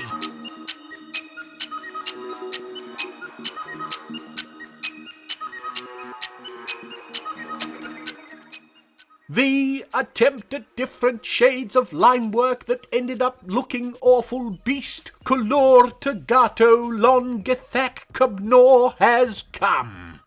Bloody mouthful. And let's not dwell on what the washed lowness cave of slaves could possibly mean. It's another dusty beast, but honestly I'm more concerned that it'll be hardier than the sack of water from last episode than dustier. It has met the warriors anyway. Great gouts of dust blast our dwarves, sending them spinning. Oh, there's a lot of blood. And it's down. Oh, damn, and so is Commander Reg. struggling to breathe. I can only assume due to the dust. No. Actually, due to her throat being slit. Well, somebody is coming for her now, and they were too late. Damn. Dark way to go. But at least it wasn't the complete shambles that the last dusty beast was.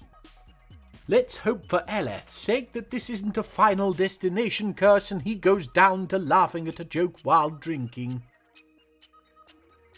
Talking of Aleth, where is he? It makes sense that he takes over the papers.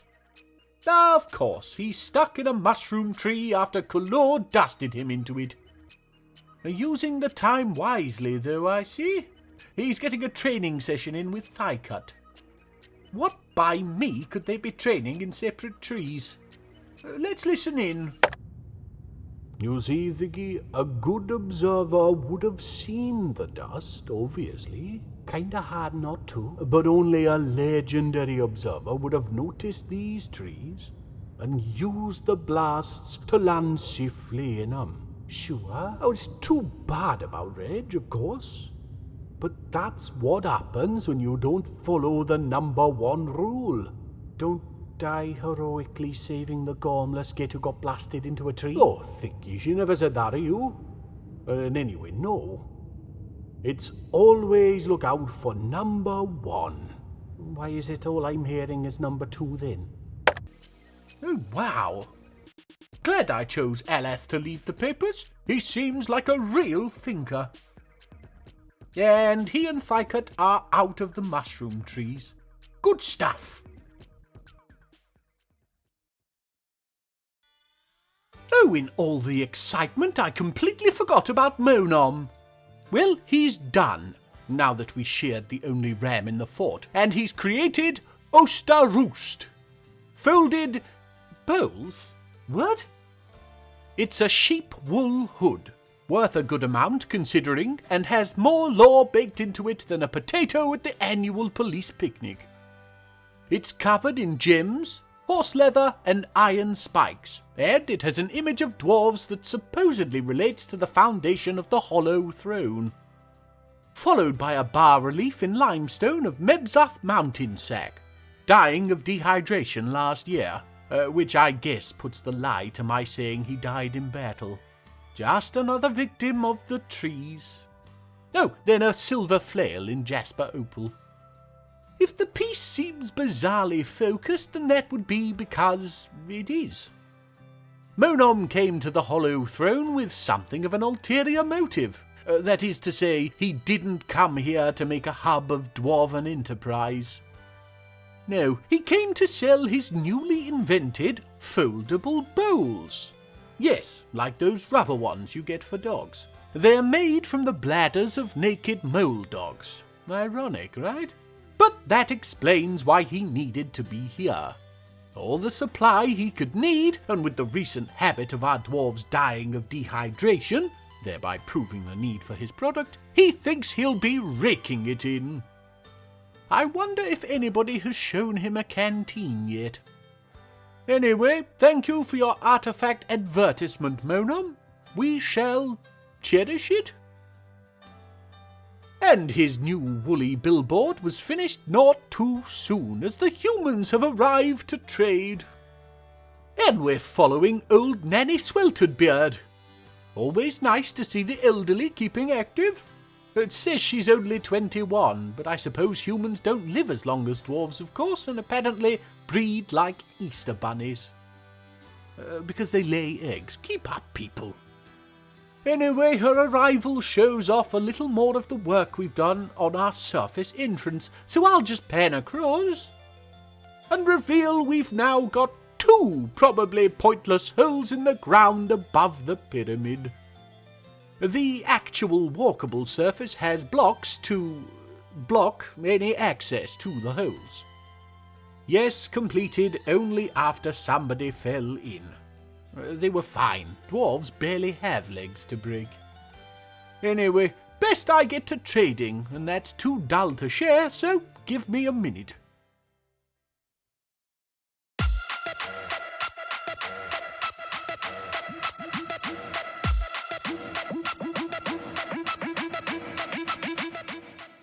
I'd never even heard of them before Dwarf Fortress, and now they're snodding everywhere beast, so Shosh Osgador has come. And yes, it's a bloody thrips. The Dimension of Destiny's spirit animal. Though the game seems to have decided to portray it as a 5-legged ant with an angry black pimple. It's got noxious secretions, so providing we don't secrete anything, we should be fine. And yes, swatted in seconds by a single dwarf wearing hand-me-down pots and pans. Now, its corpse is just lying there, right? Yes, let's get that thing chopped up. See what emissions or emanations we can leach. Worst case, we'll net ourselves a barrel of bug meat for snacking. And Erib's got it, though it seems to be slow going. Come on, wash trumpet, put your eyebrows into it. And it's time to play with dwarven fire, which is to say, water. You see, we've a large amount of grindable flora waiting to be ground, and the hollow throne being a windless place, we needs must find another way to amass the power to spin milling stones. The answer, of course, is to flood the lower caverns and in doing so, power some water wheels. To that end, we'll be connecting this new trough the dwarves have dug to the turbulent lake to our southeast. Like so. With the ramps carved out, we'll have room for 6 wheels, and all being good, that'll keep us in flour for the future to come. Before we can see the completion of that, though, we find ourselves watching Kumil as he goes into a strange mood. This is the husband of Kosoth, she of the criminal baby. Now, he's a novice weapon and armour smith, so whatever happens here, we're getting ourselves a keeper, because he has claimed a smithy. Obviously, we're hoping for a legendary weaponsmith out of this, but another legendary armour smith can't hurt either. Not like we don't go through dwarves like a dog through an unguarded trifle. Anyway, we'll leave him to it. And he has created Solaz Kurlig Vagash Bal, Worship Shell the Killer of Tone. A spiky, tall iron helm that covers the wearer's mouth, thus making them talk funny. Worship Shell, bloody literal translations, is better translated as prayer hat. It's a self-deprecating joke about the helm's questionable function, a rare case of humility from a dwarf. At 14,400 Fath Cal, no, the update did not in fact quash how overpowered meals are. It's a middle-of-the-pile sort of artifact. But didn't even ask for it as, can't be choosers apparently. And Kumil is joining his brethren in the saffron of inking for a grudgingly earned bout of fun. At least this one wasn't a billboard for his new line of hard socks to wear outside to keep your feet safe. He's not reinventing the shoe, I mean. Bloody folding bowls. Oh, don't look now, but Asmel is here. What are you doing? I said don't look. Instead, let's take a look at the iron floodgates we've got installed, ready to allow water to rush through once we knock these final walls down. The water will then gush down the tunnel and splush through the iron gates and, oh bloody me, Asmel needs us. Yes, we'll take seeds and clothing. You want ammunition? Fine, grand. Now leave me to my work. Just need somebody to link the floodgates and we're almost there.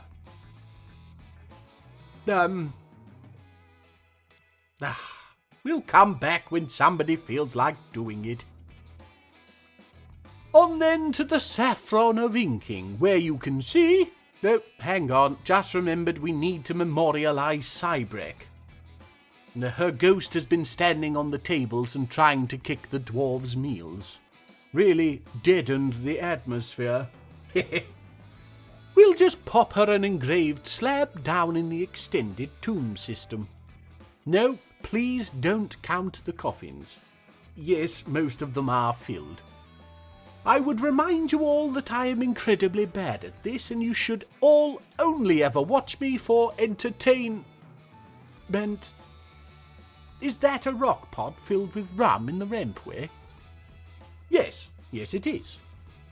What, too depressed to get sloshed in the tavern with the ghostly apparition of your friend trying to spill your peas?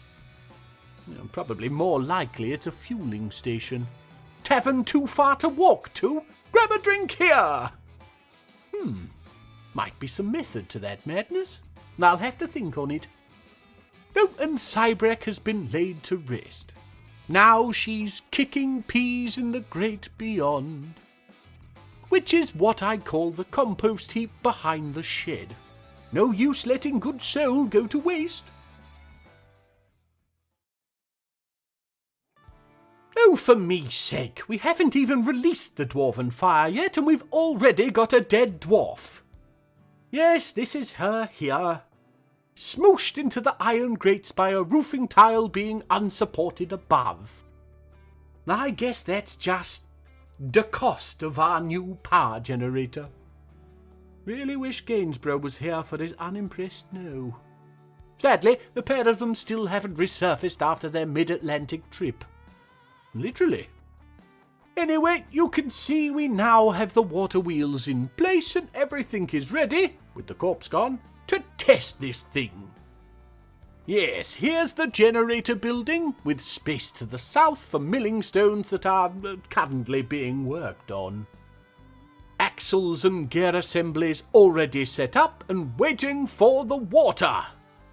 So, we'll just wait for somebody to hit the lever. And wait for it. Any second now. Oh, bloody me, what's going on? Oh. Looks like our southern lake isn't connected to a map edge and is therefore finite in volume. Maybe we can beef up the water pressure by connecting the northern one to it. Every time I touch water, it ends up being a massive faff.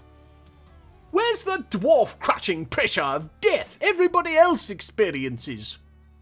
Why's my water so wet? Gah!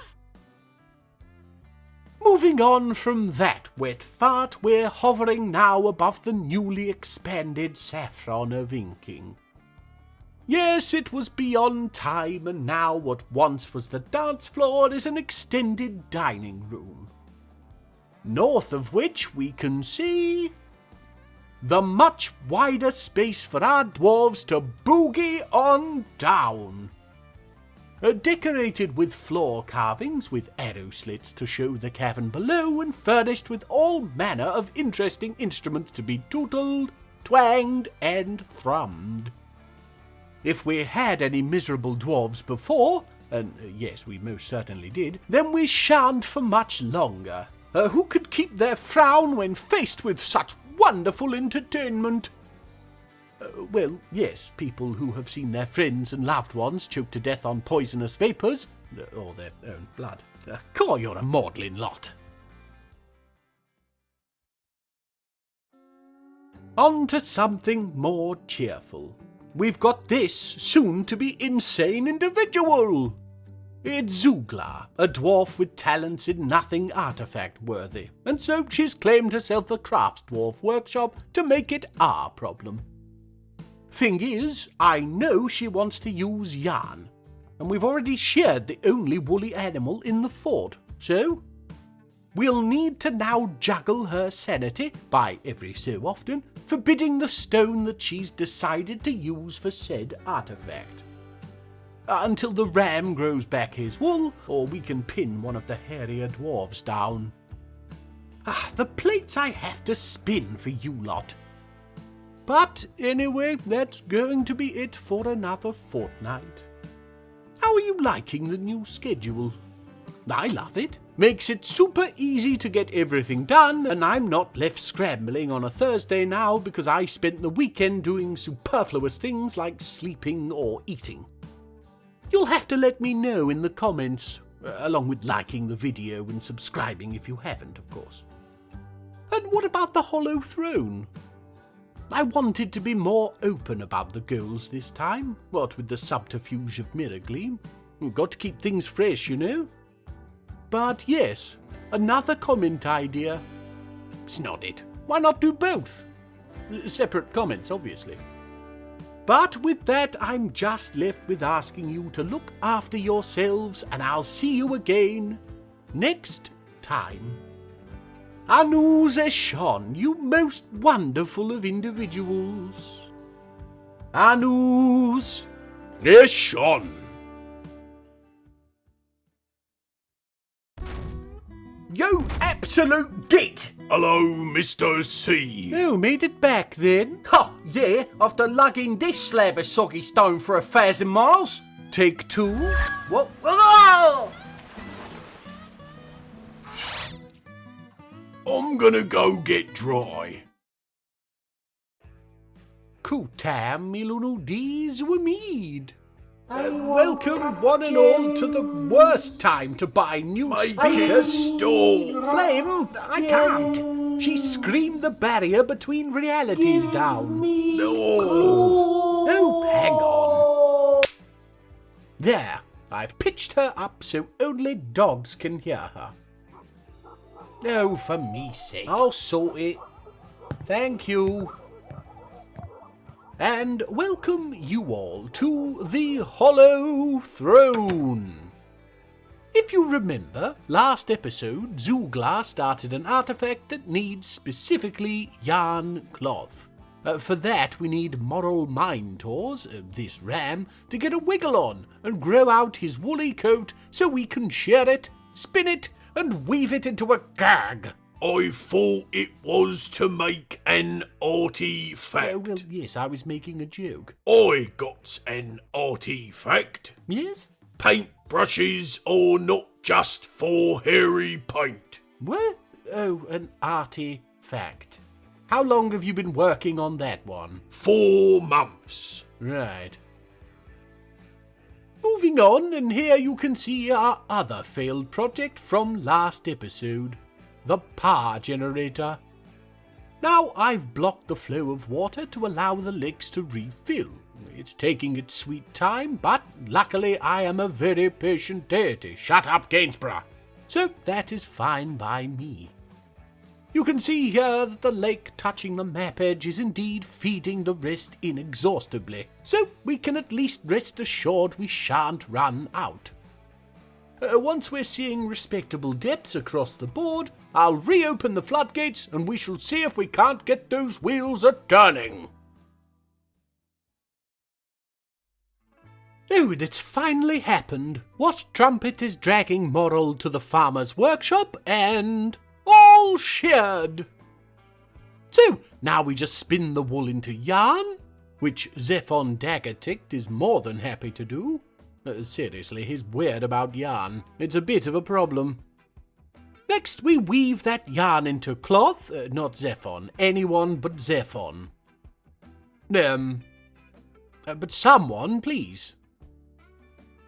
Anyone? Ah, there we go. Monom's got it. And he's done. Great job.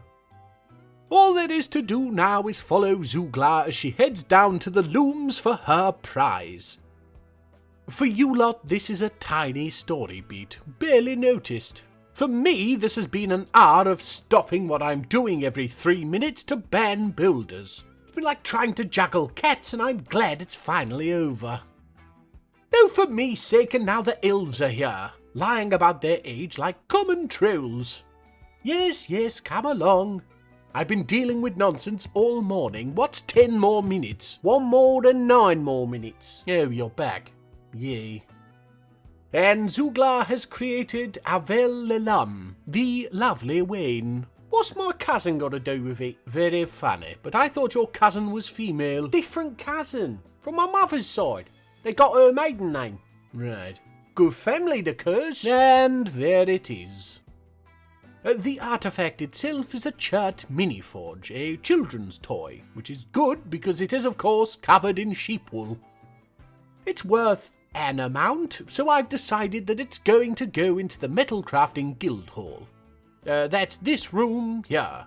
You're showing 2 rooms. Yes, one of them. With the mini-forge in place, yes, it turns out it was the southern room. I have decided it is time to get another guild properly situated. To that end, we now have 11 rooms, floored, furnished, and moved for our weapon, armor, and metalsmiths. As the whole purpose of separating dwarves off is to keep them in their work area, beavering away at the tasks I've set them, the bedrooms being just off the smithing area was pre-planned. Though I have left myself with little to no room on this floor to expand. Thank me for 3 spatial dimensions, eh? Hang on, are dwarves 2D? Well, at this point they're so myth-coded as to be one-dimensional caricatures. Now, physically I mean. No, well, maybe. It would explain their ability to navigate one wide diagonal corridors. Why do you ask? Well, do they have bumholes? It's a testament to the intelligence of my audience that I bet a few of them might even get that. Wow! Oh, wow, it happened! It actually happened!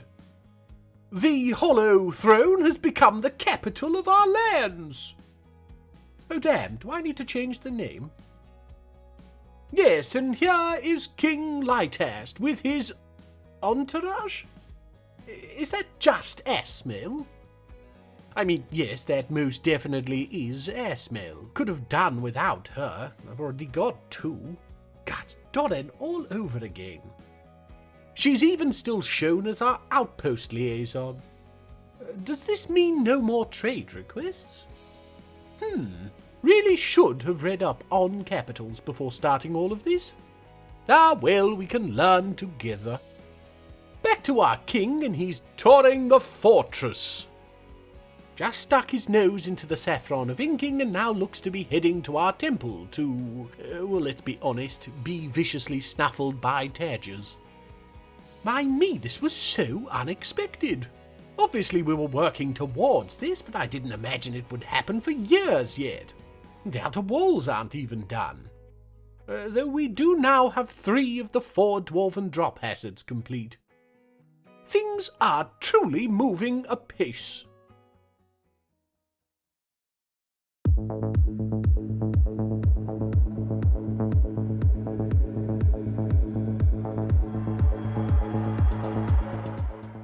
The picking names whilst drunk in the dark with a dartboard beast, where Sain Nisa Nuno Rega Etho where he has come. And it's a bloody scary one. Somebody convinced a trolley deity that a blood-sucking vampire dinosaur would be a good idea. You really can't handle your booze. And I'll stand by it. That thing is cool. Yes, well now I get to live with the consequences. Once it gets down from this mushroom tree, it's going to smash through my tin soldiers and lay waste to my fortress. And the king just moved in. Prepare yourself for regicide. Just as soon as it gets down. Any minute now. Bloody elves. Oh yay! Mr. Shovelbeard, the diamond child, Zalban Dipped Crypt has gone into a strange mood. And that means we're getting an artifact I actually give a damn about. I've not been quiet in my appreciation of this most stylish of young dwarves. He brings a smile to my face and not a small amount of beard envy. I don't care that he hasn't a single artifactable skill, and no snods given that he's picked a crafts dwarf workshop. I will cherish this builder with a lopsided smiley face carved into it that he calls a figurine for the rest of my days. But I made you that. No shush. And he has created Tusangs Dibmer Nekat Fezis. Conjure sure the secrets of celebration. And there's no secret really. It's just be Zalban and make a me damned forgotten beast bone buckler. Do you have any idea how much horse and langer bone we've got? How awful this artifact could have been. I mean, yes, it has an image on it of the uncomfortable anti-war chair Muthcat made at Hammerlock. Not the scariest of images, but still better than anything I could have hoped. It's times like this that I wish I could be bothered drawing the artifacts. Ah well. And here's our little Zalban, playing with an iron toy axe on what I hope is his own bed, else he'll get a clout round the earhole.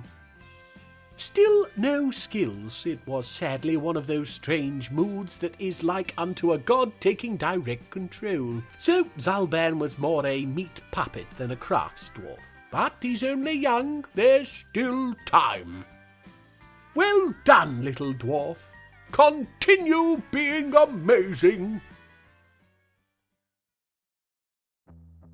Oh, and the humans are here to trade, bringing their best people as usual, and we're following Bethry Auburn Spatter in. Have they? Yes, now shut up. Take on. They did. Now shush. I don't get it. His name means shark. It's not fun. Looks tall enough to me. It's not a big deal. Me, one night on the town with a dicky tummy and it tents you for life. And your underpants. Moving on, here we can see some new migrants. Drawn to the fort now that we are the mountain home. Oh, and do I spy a lamb?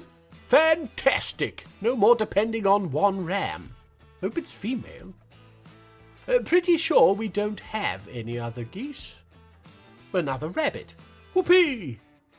And then a reindeer. A very slow reindeer. What the snot is wrong with it? Well, it's 5 years old. Is that old for a reindeer? No idea. Oh, no, that's why. It's weak and tough. These two oxymoronic traits are battling within it like cancer and healing factor. Or a techno-organic virus and latent psychic powers. Or, go any more? Telekinesis and a bullet to the spine? You're lucky they're here for these pointless references. And me? Well, yeah. Right, so we've been letting the water rise, and I've even moved the second set of floodgates to just before the water wheels, to ensure we've as much pressure built up as possible to get these puppies spinning. Just waiting for someone to hit the lever. And here we go! Oh? That's not good. It's just too much space. It's stretching the flow out too much and we're not getting the oomph we need. Yes, see? No movement up top. Now I think we need at least a depth of 4 out of 7 of flowing water to push the wheels. We're currently seeing 2, 3 at best. Close, but no cigar. The intelligent thing to do here is to remove 4 of the wheels and just have the single channel. 3 tiles of water pushing into 1 should be fine. But I'm nothing if not a greedy god, so I'll try one more thing before downsizing. Nope, and we've found the magma sea, and with it, the 3rd and final cavern layer. Now, I don't plan on digging deeper. Not yet, anyway. But all this lovely magma is just sitting here waiting to be used as fuel for smithing. Normally, I bring the smiths to the magma, but they're already set up in the first cavern layer, so why not let's try to bring the magma to the smiths? I did a water pump stack at Miragleam and it went marvellously. I see no reason why a magma pump stack wouldn't do the same. And yes, this is why I want more power. The third layer is also studded with gems and spawn locations for more forgotten beasts. So, an all-round great find. Limel's ceiling weights has gone into a strange mood. You'll never guess what he's rustily proficient at. That's right, we're getting another legendary weaponsmith. Just after only making 11 bedrooms for smiths. Whoopee! And it's been a whole 10 minutes since our last death, so even saying spare here might be wrong. Am I getting better at this? Nah, can't be. You may be wondering why he's acting injured every so often. Well, that would be because of a battered left lung. He still bears 2 scars from one of the fights with beasts, I assume, could be langurs, who cares? But yes, he's been whinging about it for ages, we just let him get on with it. And we're just going to let him get on with the artifact too. Wait, stop. What? Oh, that's disgusting. I hope you're blurring, eh? What are you talking about? My nephew watches this. Oh, don't be crass. It's grime and prickleberry wine, and besides, it's a rock. Your point being? Moving on. Oh, and it's to the appropriately named Lorbam Glazed Wheels, a trader coming in with wagons from the mountain home? Where are they coming from now? Still tin prices, I'd assume. Damn, do I need to start sending wagons out to other forts? It's not that for a laugh. This does at least confirm that our days of trade requests are over. With Asmel already here, we have nothing to meet about, I guess. I hope that's not like when you refuse to accept to be elevated. I mean, we don't need much anymore, but it's still nice to pad things out when we want to. Oh, who am I kidding? I don't even remember to trade with the wagons this year, far too focused on capital tasks. Yes, I mean watching the lakes fill. Shut up! Lymel is done and he's created Color, Cavern Tools, an iron axe. Pickaxe would have made more sense. It's worth less than the small bone shield the child made, but prepared meals aren't everything. It's an iron axe after all, indestructible due to its status as artifact and decorated with tar-cap wood and moldog leather, so it is at least very thematic for the hollow throne. It also has an image on it of the chalk cabinet decent marshes again. Yes, the one with the sticky trousers on it. Plus another unnamed forgotten beast, so Snot knows which one that is. It's wary. Oh good, John doesn't need to go searching for older beast names. Yeah, convenient. And here goes our new legendary weaponsmith now, huffing and puffing as he lugs rocks in a wheelbarrow like the common workman that he is. Hold tight to the memory of your modest achievement, Lymel. I don't think we'll be depending on you for any further ones. And here is an incredibly rare treat.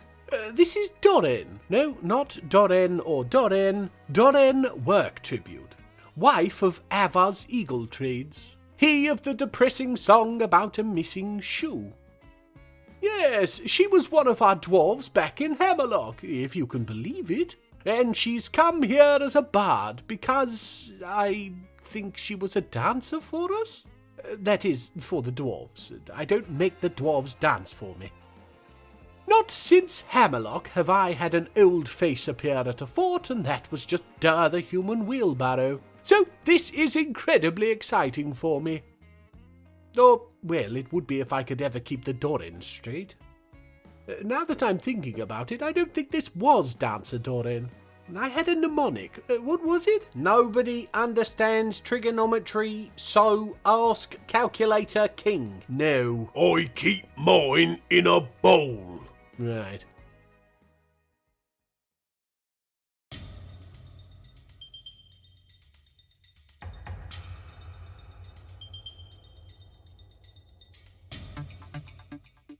The diabetes isn't a joke, of course his blood is deadly now, beast. Gacket Angzak has come. And this is another terrifying dinosaur-themed monstrosity that is going to find little trouble flattening our military and smashing down our doors. It's stuck in the bloody tree again, isn't it? What is this? Should I be concerned?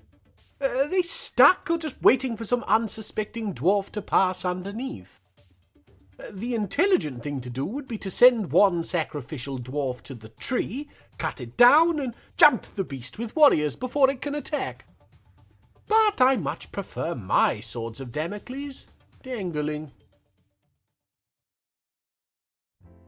And just before we end for today, I wanted to show you this. Yes, they're moving!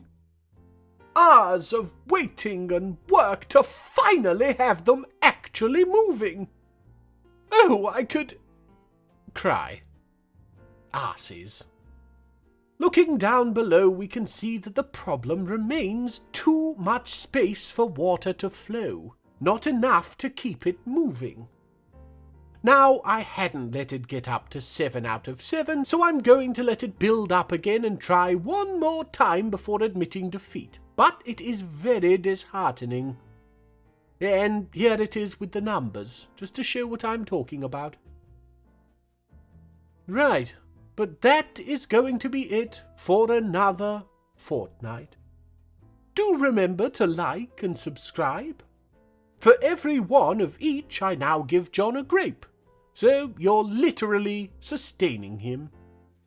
With that, I hope you enjoyed yourselves, and I'll see you again next time. Anus Eshon, you most wonderful of individuals. Anus Eshon! Kutam ilunu diz wamid. Welcome one and all to that place with a name that makes no sense now the king is here. You know it. You at least must like it a bit. The fortress that we all call Gavin.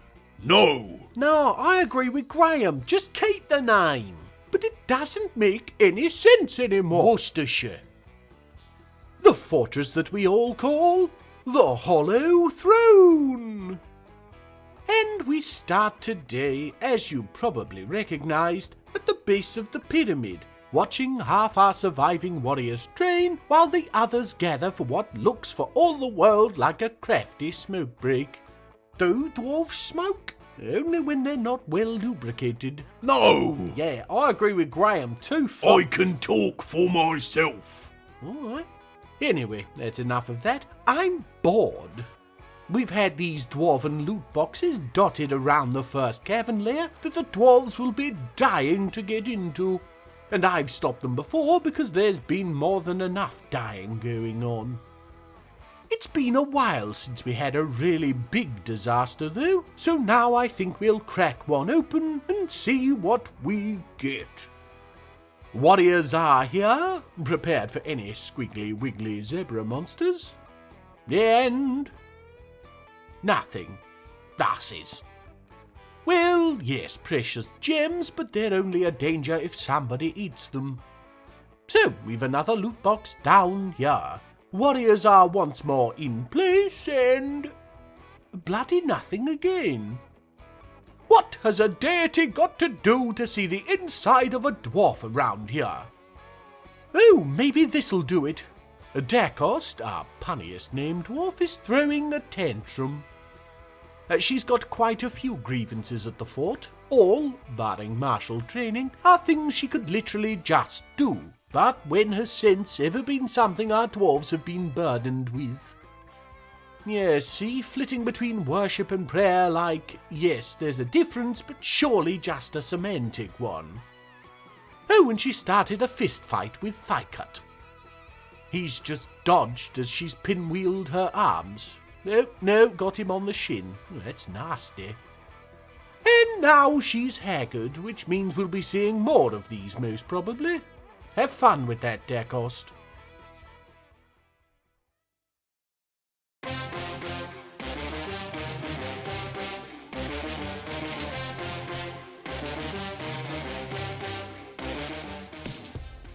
The proof that even children's entertainers get into some hard stuff beast, Barney the dinosaur, has come. Oh, all right, it's Gosma. And I don't suspect a big slippery fish lizard is going to cause much trouble for our warriors, no matter how amped up on Yeo it is. And battle commences! Yes, it was almost over before I finished my sentence. Well, big stonking corpse just left here, and we know what that means. Salamander sticks for all. I'm proud of you, Phlegm. Oh, Why? Well, you had a big horny one-eyed salamander and you never... No! Trust you!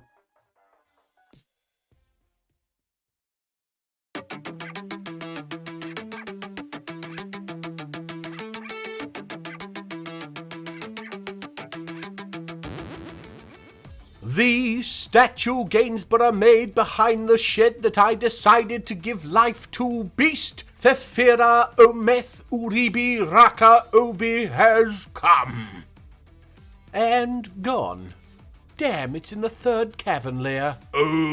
I'm sorry, Gainsborough. It was supposed to be a surprise. Must have snuck into the dimension of destiny whilst I was looking for my bow ribbons.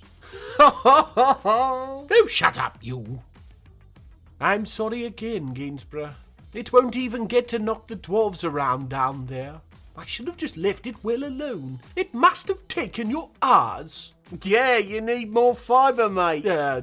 What? That wasn't a statue. Gainsborough! Sorry. We made you a litter box. Why didn't you use it? I did. What do you think the crusty white stuff is? Oh, yeah, it. Oh, for me sake. Oh, damn. Thefira followed its hollow squeeze name and slipped its way up into the fort. And it's a webby one, so who knows how many dwarves are going to fall before the military. Oh. Ugh. It splattered everywhere. Oh, and killed some dwarves. 7 of them. Oh my. I guess when it came to fighting, it wasn't 2. No. Shit. No, and that's how it got in.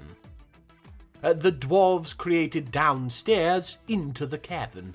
Annoying, because to fix this I have to demolish and rebuild the stairs, but never mind. Hey, at least I got the exciting deaths I wanted. Even if I'll never get rid of the smell.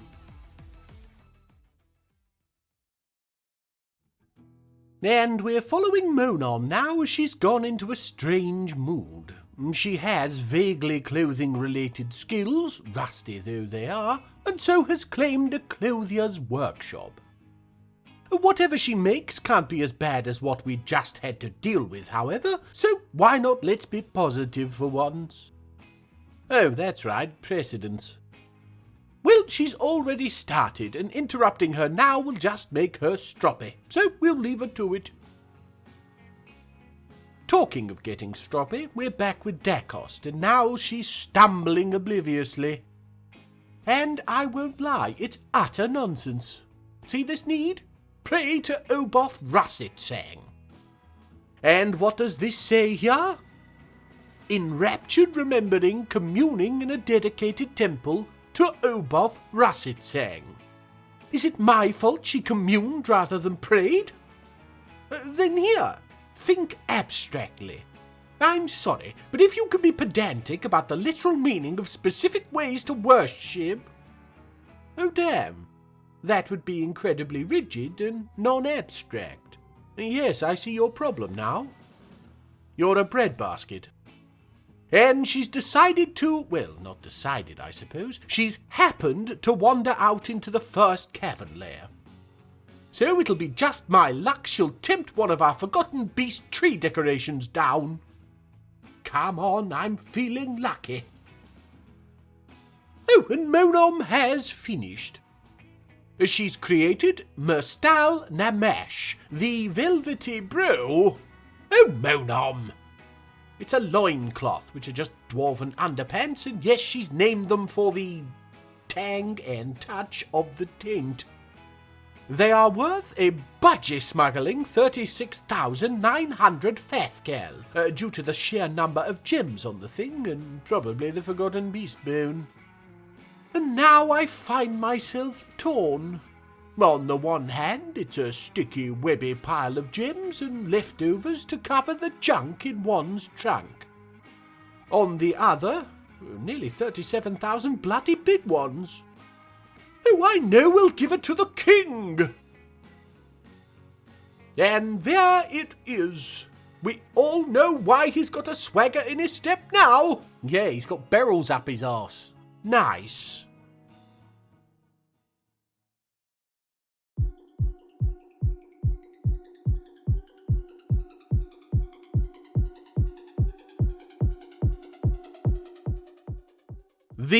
I got a little too literal whilst drawing it. Beast Gull Sheb O Sash Radia has come. And normally I'd have a problem with the sprite being wrong, but ants and wasps are close enough, I feel, that we can all just pretend it's moving its wings really, really fast and call it good.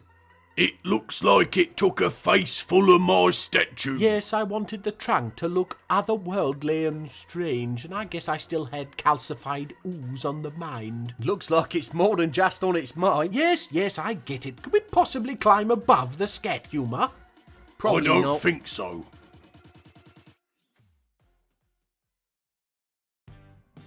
And we're back with Dacost, who has now fallen into a depression. Is she called Groove Hall? Yeah, I just noticed that. Bit ironic, innit? Well, it's not groove as in the dance. It's a literal groove, or for blood as it happens.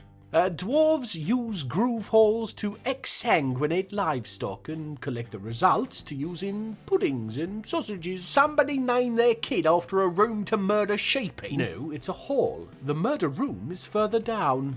They were named after the place where pudding and sausages come from. And that's better, is it?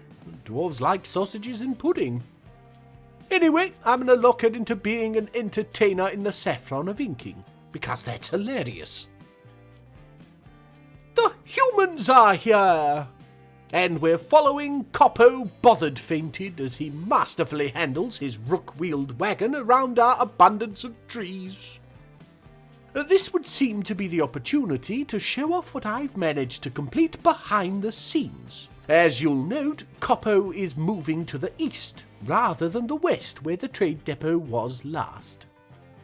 Yes, here we are, readied with secondary ramp and drawbridge, the location of the new trade depot, on the walls of the finally finished hollow throne citadel.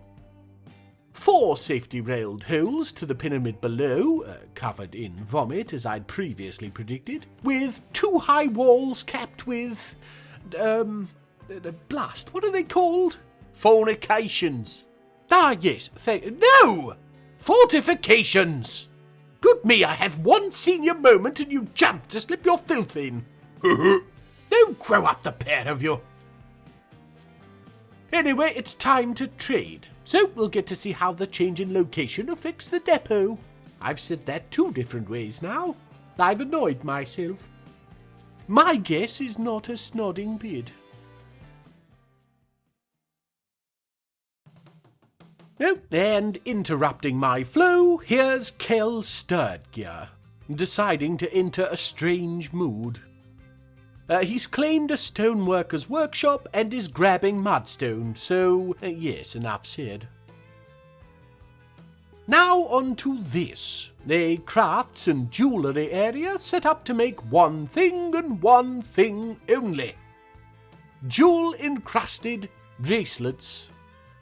Given how filled the throne is now, I wanted to show off a taste of what my full plans had been. Plans that will now never bear fruit. Beyond this, I have fiddled in the past with linked stockpiles, but always the haphazard ways of the dwarves made controlling things difficult. So I spent a frankly ridiculous amount of time carefully preparing a production line in Dwarf Fortress. Jewelers first polish andesite stones, then leave them in this stockpile. Crafts dwarves then make obsidian bracelets, placing them here. Other jewelers then take polished stones, a bracelet, and combine them to create the finished pieces that then go back here. At any point, we then have a plethora of jewelled and unadorned bracelets in a single wooden bin that can then be lugged to the trade depot and perhaps change the name of dwarven currency forever. It would probably be better to store the encrusted bracelets separately, but bracelets aren't hard to make, and this idea needs all the help it can get to compete with minced mole dog brains. What I'm saying is that, as with all complicated setups in Dwarf Fortress, do it for the challenge, not the efficacy. Thanks, dwarves! Kill's done. He's made Ribasho Duck, Tomud Dalzat. Homage dived the apogee of matches. Oh dear. So it's a mudstone scepter, and it's decorated with pictures of Cosmzar, rampaging and then murdering Olin ceiling waved. It's also got a picture of a tree on it. Do you get it? It's a stupid stick. He's calling the Hollow Throne a failure. The name is just a fancy way to describe dousing a lit match. And with our tree deaths and beast deaths and, well, just deaths.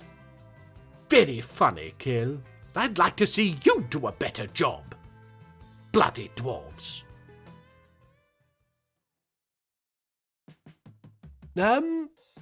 Now, yes, this is somebody we've had at our fort before. Everybody should recognize the name, if you've been here long enough anyway, from Channel Glazes and then Hammerlog. Yes, Der Overmountain is incredibly well known to us.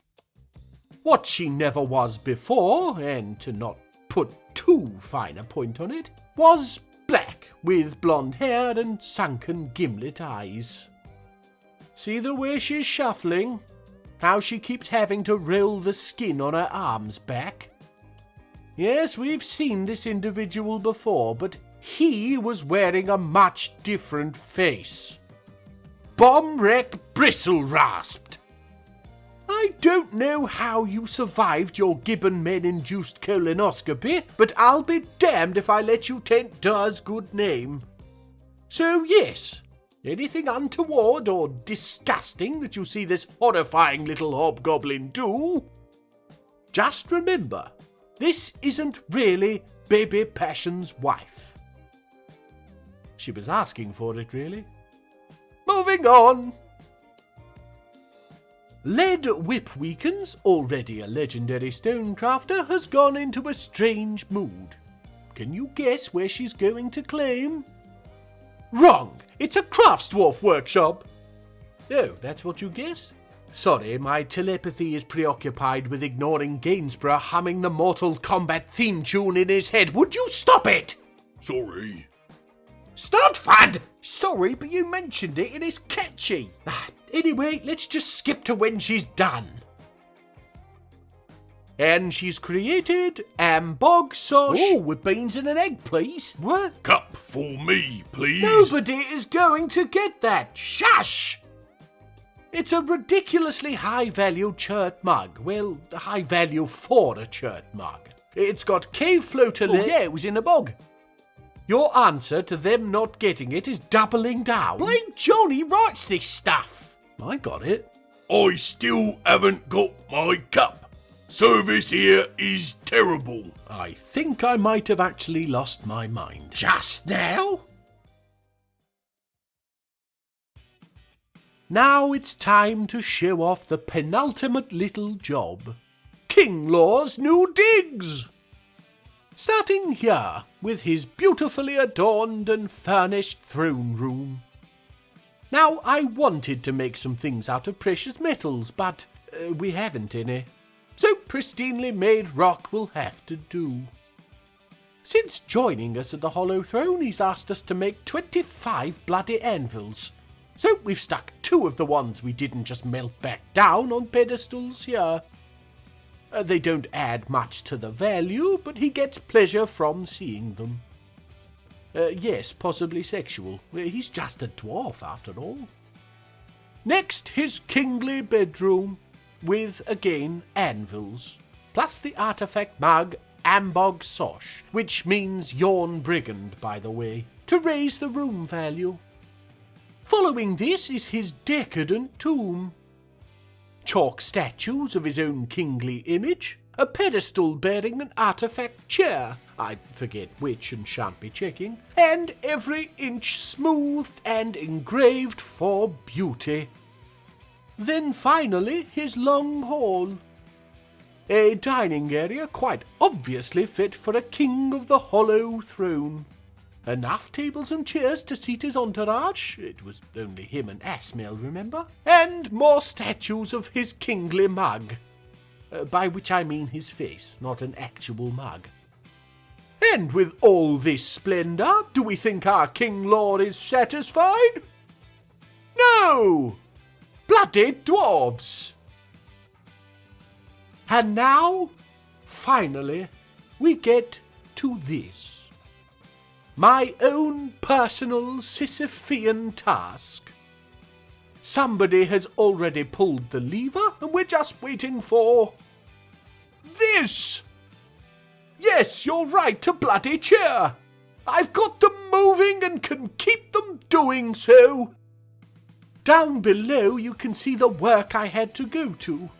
The channels I dug, the space I cleared. I say me, I do of course mean the dwarves, but I had to direct them. So yes, phlegm 1, water 0. Unless you're making jelly.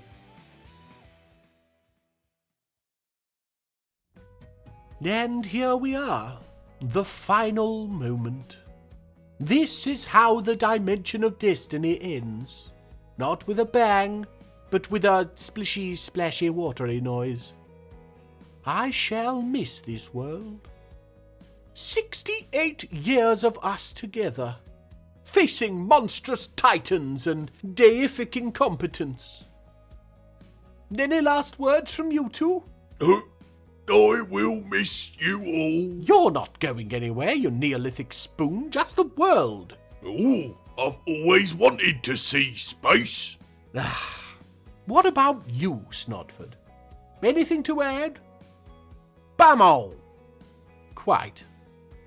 John has plans to change the way things work, so I'm not sure when we shall meet again.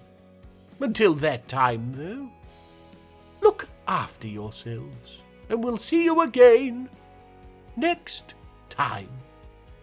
Anu Zeshon, you most wonderful of individuals.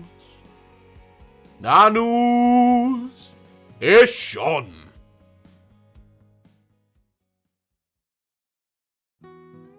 And it's done. Crazy, right? Hello everyone, John here. I'm the guy that plays, records, writes the scripts, voices the characters, draws the pictures, and stares into the ungodly abyss that is YouTube analytics. You've heard other, bigger, more relevant tubers bemoan the state of YouTube, so I shan't harp on. But it would be silly of me to continue as though things aren't changing. As the platform morphs, we must adapt or fall to irrelevance, so that's what I plan to do. Episodic series have been how I've done this thing for over 2 years now, partially from time constraints, mostly from fear. But it's time to pull on my big boy pants and commit to something spectacular. Trumpet Sounds, the movie! Or, well, long-form content. Now, I work full-time. I have 4 kids, I'm writing a novel, and guess I should probably eat or sleep at times too, so release schedule is going to have to change. I want an episode every 4 weeks. To fuel the creativity and stoke my anxiety, I'm going to say the 1st of December will be the first episode in the new world. Put it in your calendars. For everybody that supports me here with likes, comments and subscribes, I thank you. You're awesome. And to those few who pledge on Patreon, Cornerstone, Tom Bones, Iron Guide, Matt, Justin Hewlett, Garrison and Jack Barlow, well, you're the truly wonderful individuals. Finally, I just want to let you know that I love interaction. There's a Crumpet Sounds Discord, which is always active. You can email me at mail@crumpetsounds.com. I'm on Reddit constantly under the name Phlegmathy Crevice. If you say hi to me, I don't bite. Anyway, thank you for being alone. No, not alone. Thank you for being along for this ride, and please, please, please get excited for what comes next. See you later.